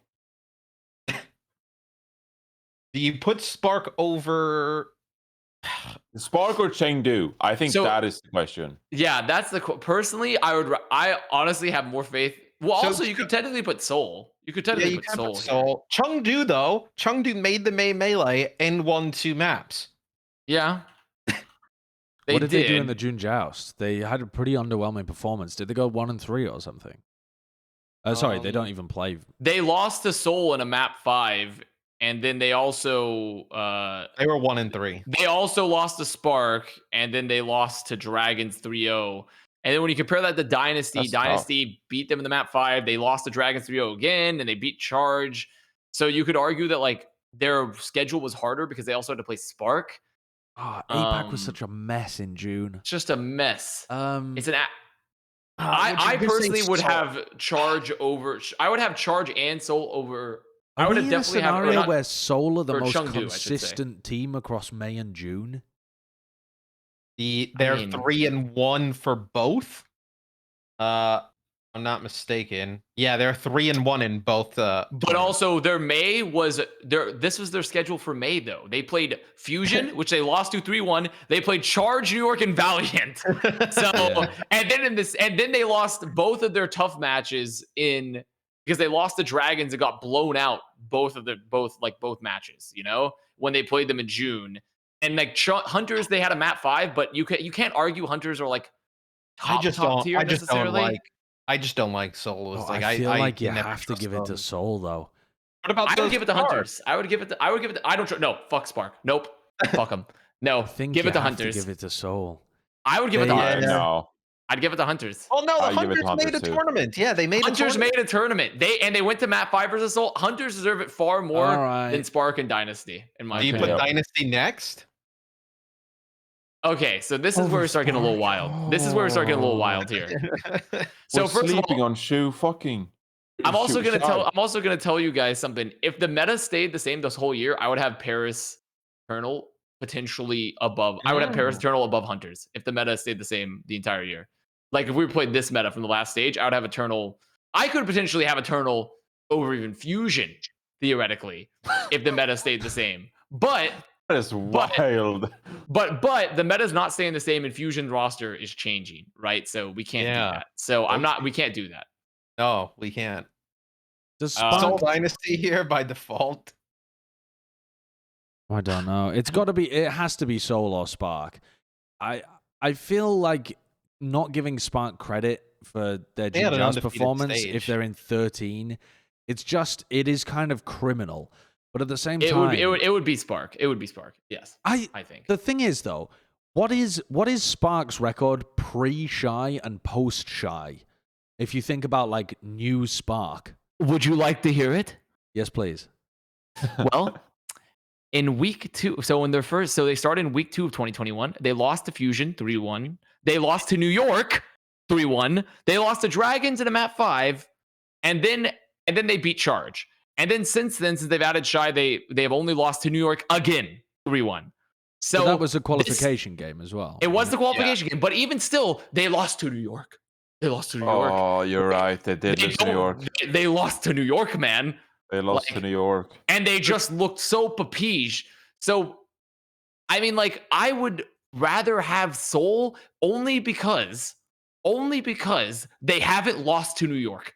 But And I that's think it. That's I my think you Soul. have to- That's my one. This is going to be a qualification. good. This is going to be a good set, though. I feel like for the Spark, they'll play the Valiant, Dynasty, New York, and Shanghai. Those are 3 winnable games, and then Shanghai. I think that when you rank Historically, New York Spark- is not winnable for Spark. They've lost them twice. But when you rank the Spark, I think you can only seriously think about Shy Spark because the prior version of the Spark is not going to be played anymore. It's irrelevant to consider that data because he's just a mainstay in the team now and he created such a improvement for them.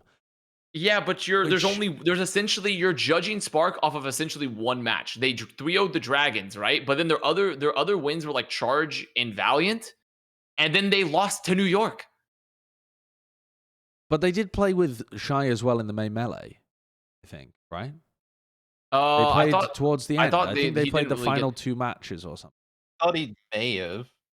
I can't. Well, let me see. Let me check. I thought he So in did. the I thought he final- played in like the final 2 matches or something. Let me see.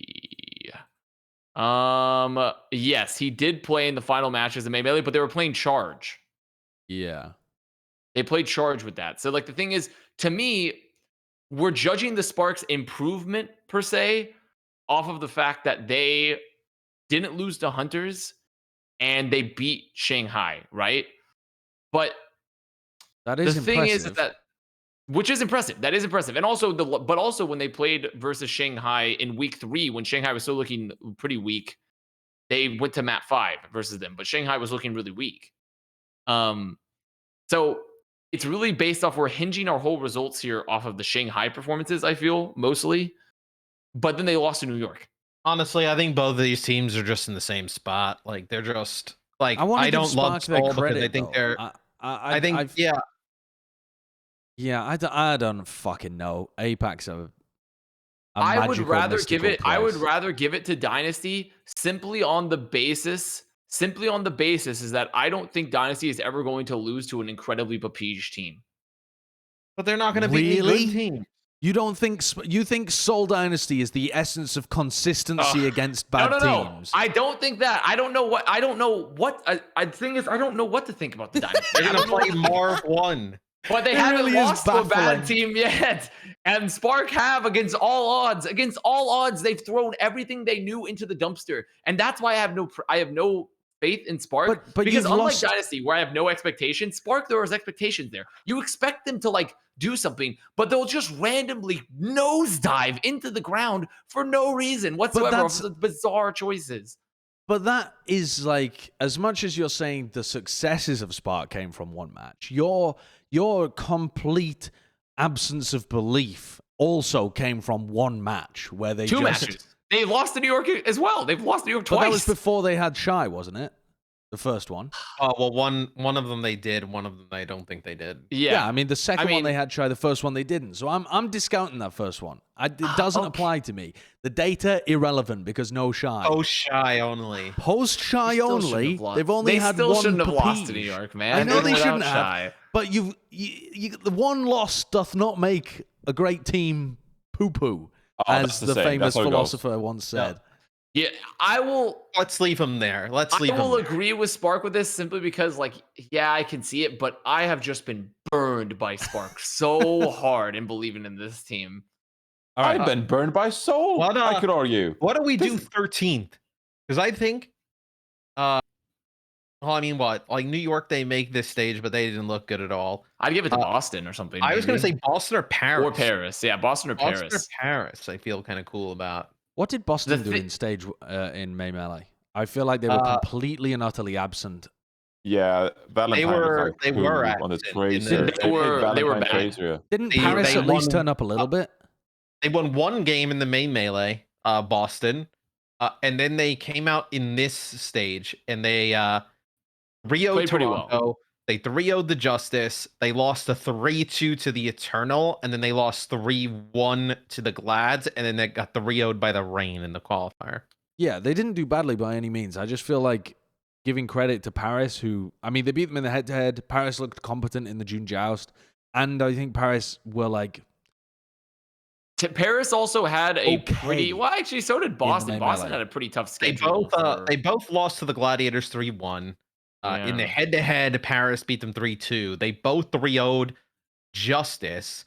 The difference is that the Paris Eternal lost 3-1 to Toronto. There are more players on Paris that excites me than Boston Uprising, I feel. And I'm like the biggest Boston Uprising simp on the on Plat Chat. But I feel like there are few pieces on Paris Eternal like Khan, Naga. Like these players excite me. Like I'm hopeful for the Paris Eternal. So I think I'm gonna go Paris they're- over Boston here. They're both pretty even. I think this is another like splitting hairs, like are Spark. we sleeping on Dynasty Defiant one, a little bit? They No, started out I mean, 4-1. actually, wait. I think. Well, here's the thing. Here's the thing. Boston went to Map 5 for Spitfire, and that should put everything else equal. They should go down. So I'm gonna put. I think Eternal should go up simply because I agree with Johnny's take that when you look at some of the players and how they performed here for Eternal, there's hope. There is some hopium there, and for Toronto- Defiant, Defiant. Toronto won 3 maps tragic. all stage. Yeah, Defiant looked bad. Actually, no, sorry. They actually beat so they beat Paris. They beat Paris, 3-1. They lose 3-0 to Boston. They lose 3-1 to the Shock, and they lose 3-1 to the Outlaws. Yeah, I might. and they had a relatively impressive May Melee, even though they had. Well, no, it was impressive in terms of the wins they got. They weren't impressive in the server. I mean, they beat Rain. Their wins weren't even that impressive. They beat the Titans, and then they beat the Rain in a game 5. They got, and it was not a good game 5 either. Rain looked really bad. They got 3-0'd by the Justice. They beat London 3-1. And then they lose 3-0 to Florida. So like basically all the good teams they ended up losing to. The Toronto Atlanta series, if I remember correctly, that was one that Toronto reverse swept. That Atlanta was up 2-0 in that series. This stage, they beat Paris Eternal. They lose 3-0 to Boston, 3-1 to the Shock, and then 3-1 to the Outlaws. Like they're barely taking maps off of top teams. Like even the top teams, like they're getting swept by most of them. I mean, even because at least Eternal has beaten a top team. I would not consider just Rain in stage 1 a top team at all. And that was the only good team that that Defiant had beaten. Which, like, by the way, Toronto, their schedule this coming up one is going to be tough. I mean, they play Florida. They get a free win from the Titans, and then they play the Gladiators and the Fuel. Yeah, I don't see how they win any of those games.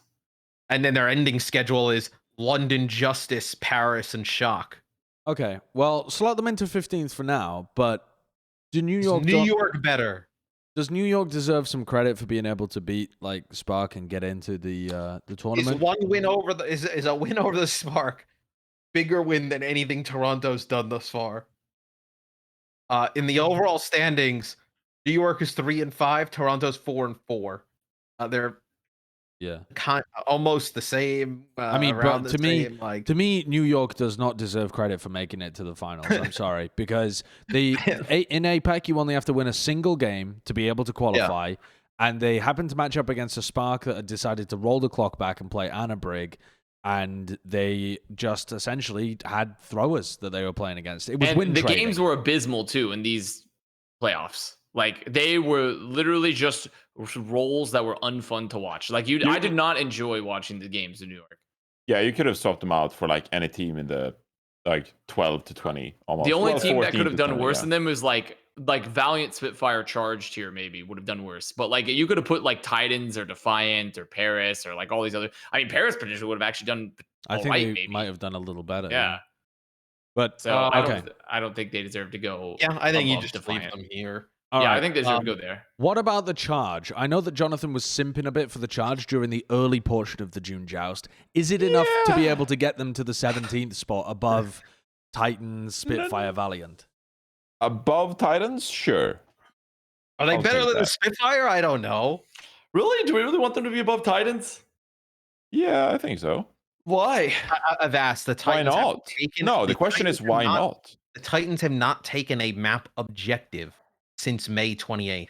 Yeah, I mean, they have not been playing well.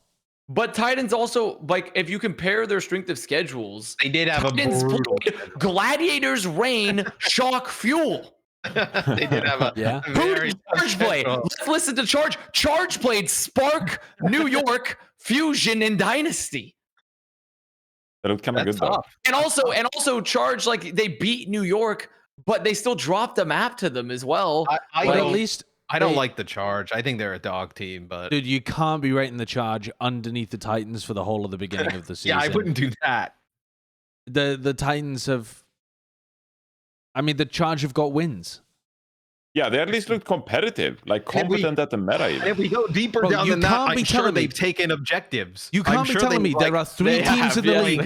You can't be telling me there's 3 teams in the league with 0 wins, and you want to put the Charge below some of them. I'm not. Honestly, it's the thing is, I just don't. I think the APAC, you can't the be telling me APAC that. teams are so bad.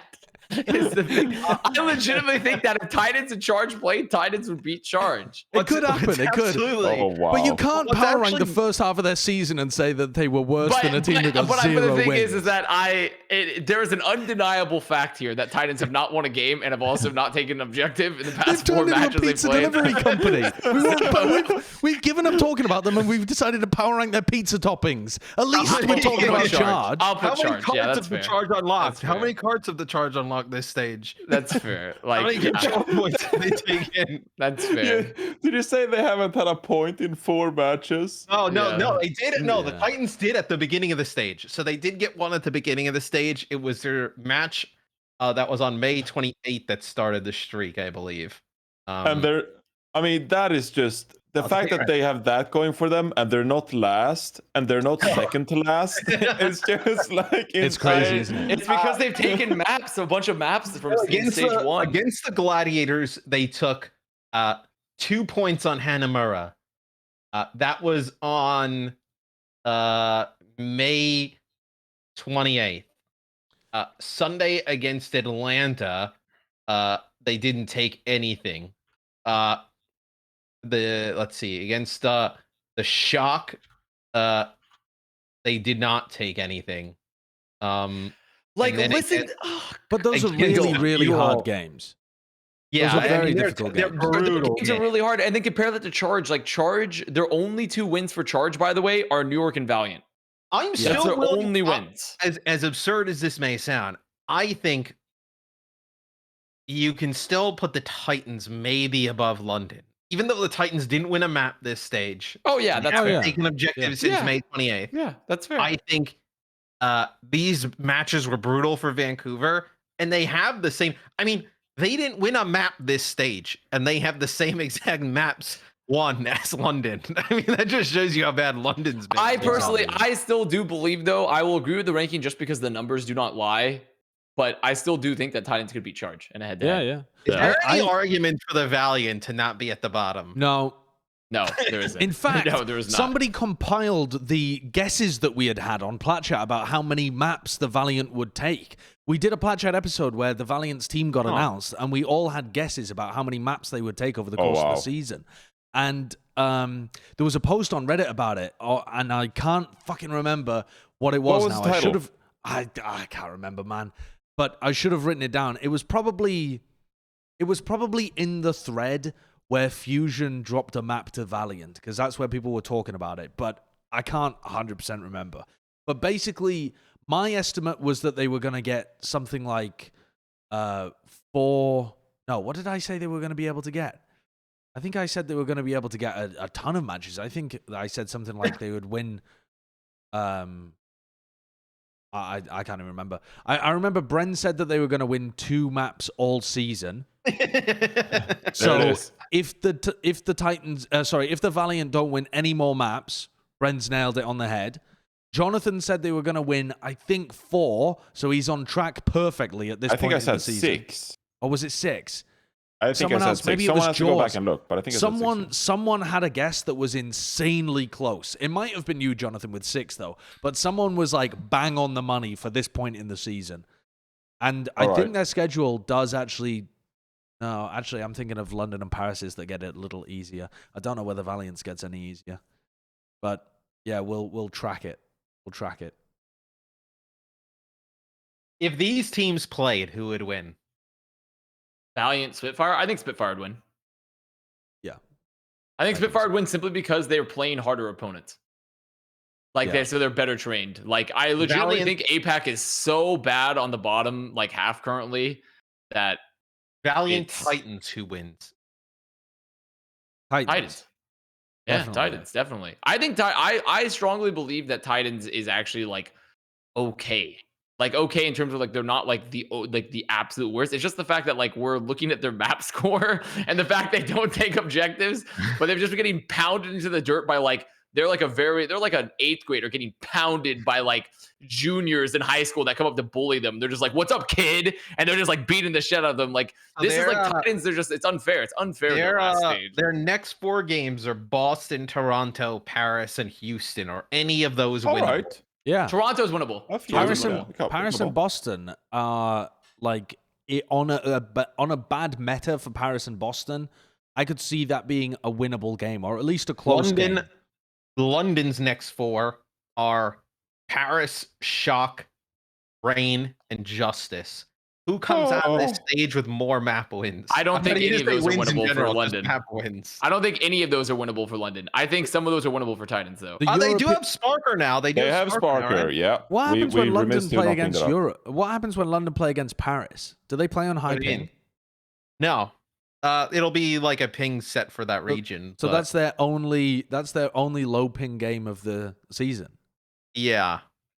Interesting. Well, they do play Paris again, so they'll have another one. But and then London's last games are Toronto, Dallas, and then their final week is Paris, a low ping game, and then they're the Titans for the finale.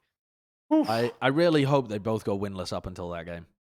And then, the Titans, they 100% will. I mean, they have Boston, Justice, Shock, and then London at the end. Okay. Well, that's going to be a fun little storyline, especially for Avast, the connoisseur of toilet bowls. We have one more. The league should step in and make that one a 7-game series. We should treat that one like a final. We should might just become a 7-game series via map draws. It's the final chance for breadsticks. It is the final chance for breadsticks. They'll surely have gotten breadsticks at that point. Lowering the bar for breadsticks, where it was like, get them game 5. Now it's just knock somebody off the map. Maybe they'll take the objective for the next version of breadsticks. It'd be so rude to the players. Like, oh, you guys are so bad. We want to see more of you. We have another power rankings. If you had a prize pool, it'd be all right. There is a prize pool. There's the overall season prize pool. No, and they are salaried players. Put it on one match. Just gave them a little like all-star match style treatment. I don't know. $10,000. I hope that they should put it at LAN, and they should get everyone breadsticks. It should be complimentary breadsticks. Get it sponsored by like Duck Toilet Cleaner or something. We have another power rankings to go for.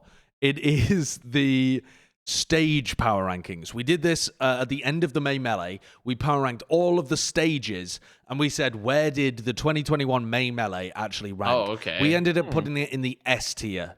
2021 May Melee, so much diversity in terms of compositions, insane runs from the teams, great storyline. It was all fantastic. The 2021 June Joust, and we've got it here illustrated with the Shanghai Dragons and the Wrecking Ball, though we easily could have made this the Echo or Moira or something like that. The final was unbelievable.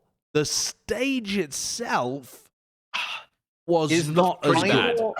Is the final enough to get it to like a B? No. All right.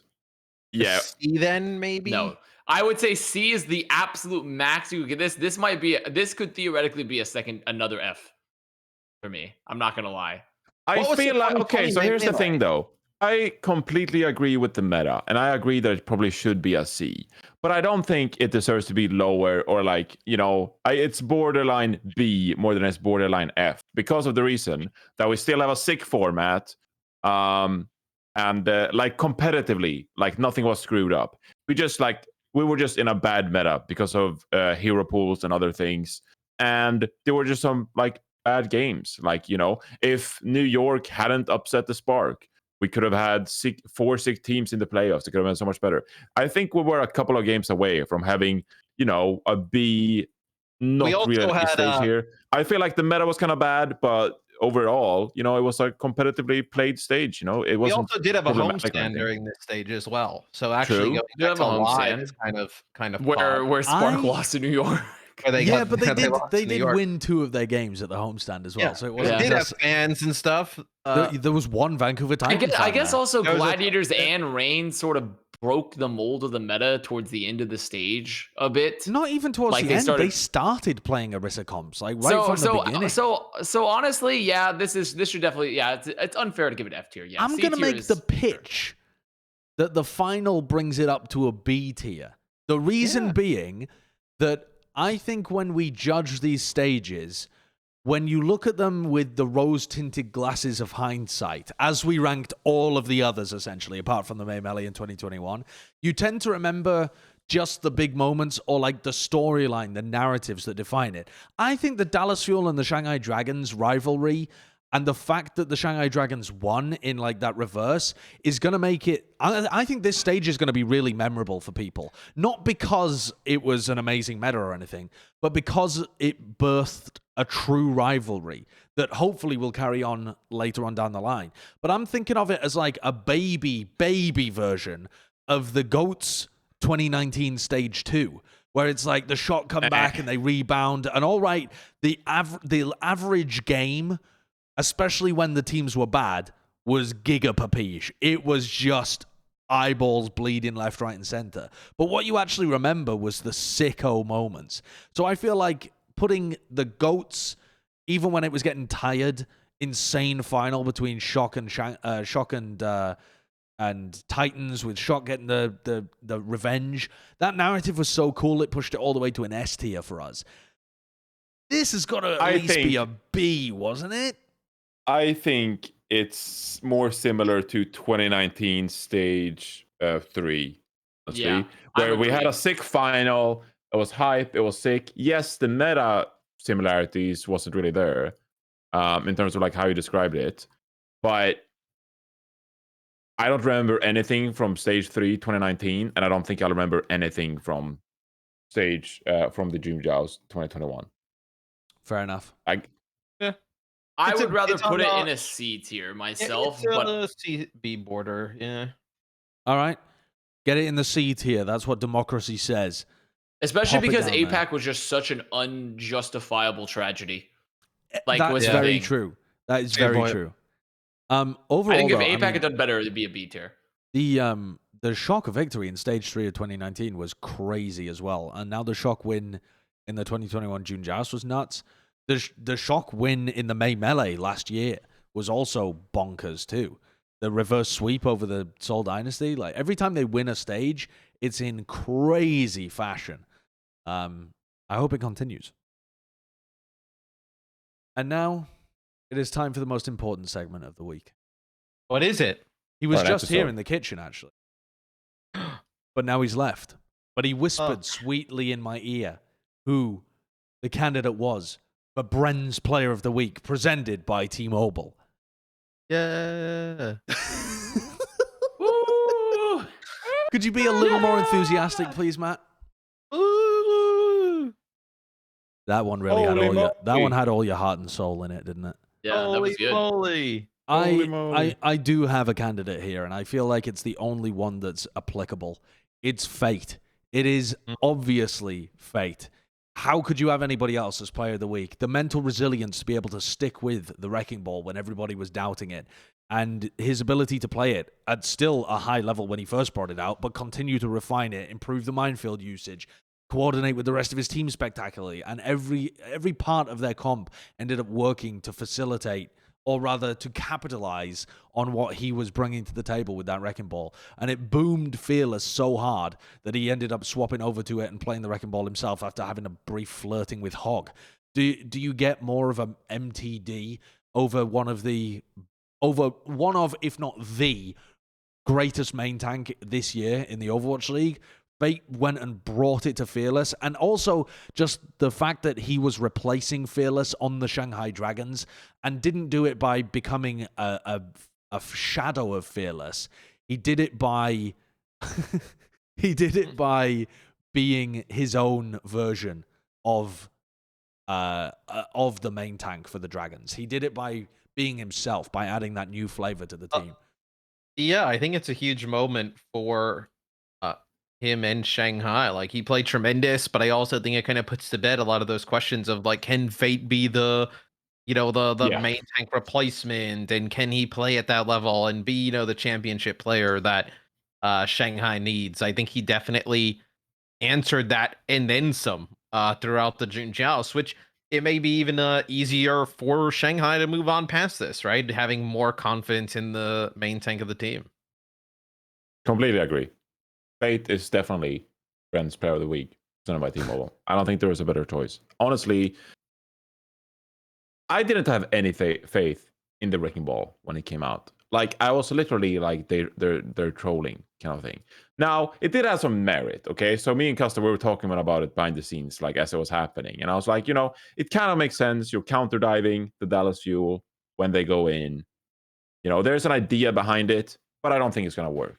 I think it's a bit of a throw pick, but they made it work. And I felt a bit defeated at that moment. I was like, am I a washed-up analyst at that point? Because he made it work when I didn't have any faith in him.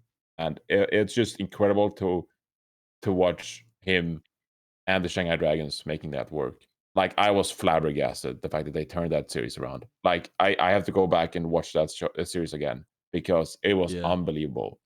I really do want to watch it again and just see the difference between the first 2 maps and then the last 5. Yeah. Wait, 5? Yeah. I think this might be the most well-deserved Brent's Player of the Week we've had, I think. In my opinion. I can't... Well, that's a low opinion of the Bren Player of the Week. That's a very low opinion in general. It's like this. Like, we've given it to soccer teams. We've given it to communities of people. Look how funny this tweet is. Bren tweets out, Unreal Finals, pure insanity, so happy for the winning team. No spoilers here. And then Shanghai retweets it.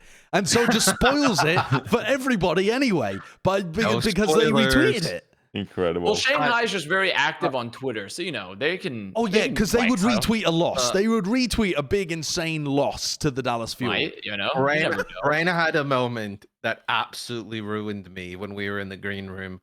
It was you guys, I think, casting. You guys casted New York versus Shanghai, right? God help us, we did. Yeah, you were there. He at one point, like, somebody died for New York first. And it was the most unenthusiastic holy moly ever. Bren was just like, holy moly. Like, he said it just like that. Like it was a big play. But he knew they had no fucking chance. I was laughing so hard. I was like, that's too funny. Yeah, I think that this has to be solidified, Shanghai in general as well, as like such a ridiculously persistent team. Think about all the times they've been down and like in big matches. And they've come back now, and they've like done like crazy like shit to do it. Like, it's actually incredible. It is, yeah. How sticky they are. Those teams in APAC better level up before Shanghai has to be moved to NA. Yeah, like, we can't get any play against these guys. Get us out of here. Yeah. It was unfortunate last year when they ended up flopping when they went to the final. Yeah. I mean, flopping in terms of not actually making it to see that big Shanghai versus Shock final that everybody was expecting. But I guess Philadelphia Fusion were actually the flop going out and forth. But the gesture Roadhog was just too strong. It was in fact too strong. But there you go. That's Bren's Player of the Week presented by T-Mobile. And that is the episode as well. Next week, we have a slightly different idea because obviously there's a week break, so there's no games to be able to catch up on. So I think we're going to do a mid-season review. And even though we've already done like a power ranking and stuff like that, it's going to be time to check in with some big narrative storylines, but also awards season as well.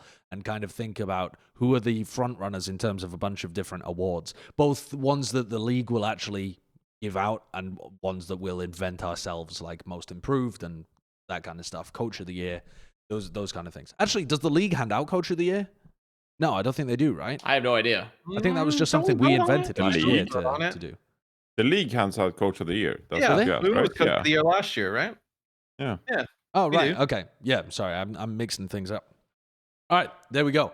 Thank you for watching episode 91. We've already told you what to comment down Before below. we go, though. Yes. Members. So I don't have a good way of showing this on screen currently without showing sensitive information. Well, why don't you... You read them out, Kurt. That's what I'm going to say. I was going to read these out for y'all. Heck yeah. All right. Yeah. So a lot of you people became members since the last episode, so thank you very much. I'm not going to read people's last names for the sake of privacy, but thank you for becoming a member. Read their addresses. Give out their PayPals. Justin W., welcome. Welcome to member. Welcome to member. Potato, Athena Y, Terrence T, Brian Castro, member tier 3. Welcome to member. I just said member. Sorry, Brian. Just Kevin W, member tier 2. Welcome to member, large member. Mark H, member tier 2. Face Smash, member. Alex D, member. Welcome to member. Jake B, Shiro the Shiro, Learning film and this is a long channel name. Hold on. Learning film and editing is the Welcome to Member. Learning Phenomenal. film and editing. Well, I can remember learning film and editing. That was me this week. Sclooby McDoobie, Justin W, Exterior Bates, I guess. I'm trying not to read people's last names. Sorry if I've read your last name. Welcome to Sammy, Member. Tristan N, SM, Ryan M, William J, the Buddy Nader 98, Yo, Welcome to Member, the Buddy Nader. Professor's Checks, Peter L, Jevi, Netsuba, Lee, Justice, Shock, Oakland A's fan 7894. You're welcome. Jack- Welcome to Member, Oakland A's fan. Jake H, Luke P, Lee 77 Lee Wolf.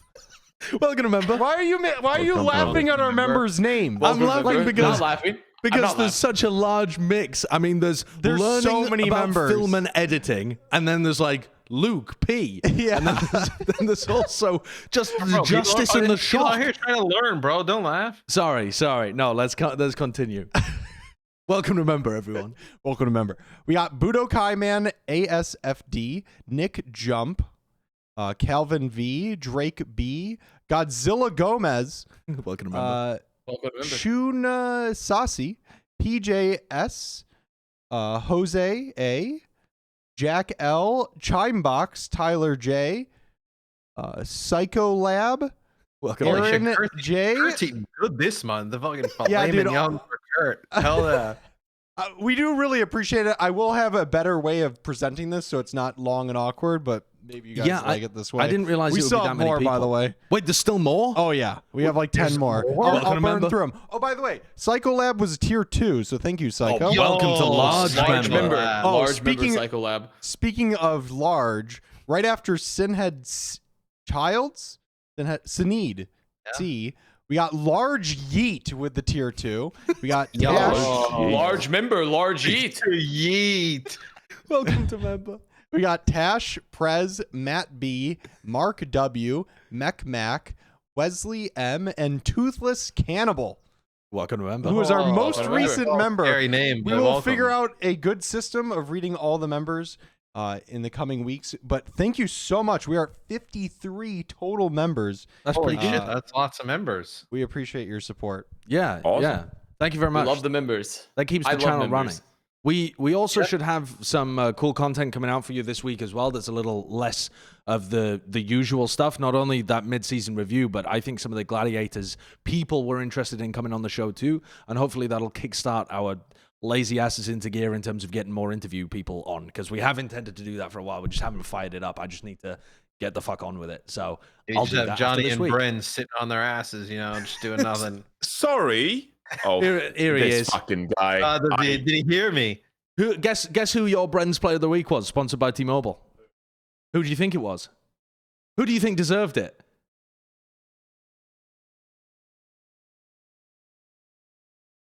Fate! It was Fate! I told you it was Bren. So smart. So I told smart, you it was Bren. Bren. He's smart. I can feel his presence whenever I'm telling you who Bren's Player of the Week was. It comes from the man himself. He just doesn't realize it. I'm tapping into his energy. All right. We'll see you next week for episode 92. Goodbye and welcome to Member.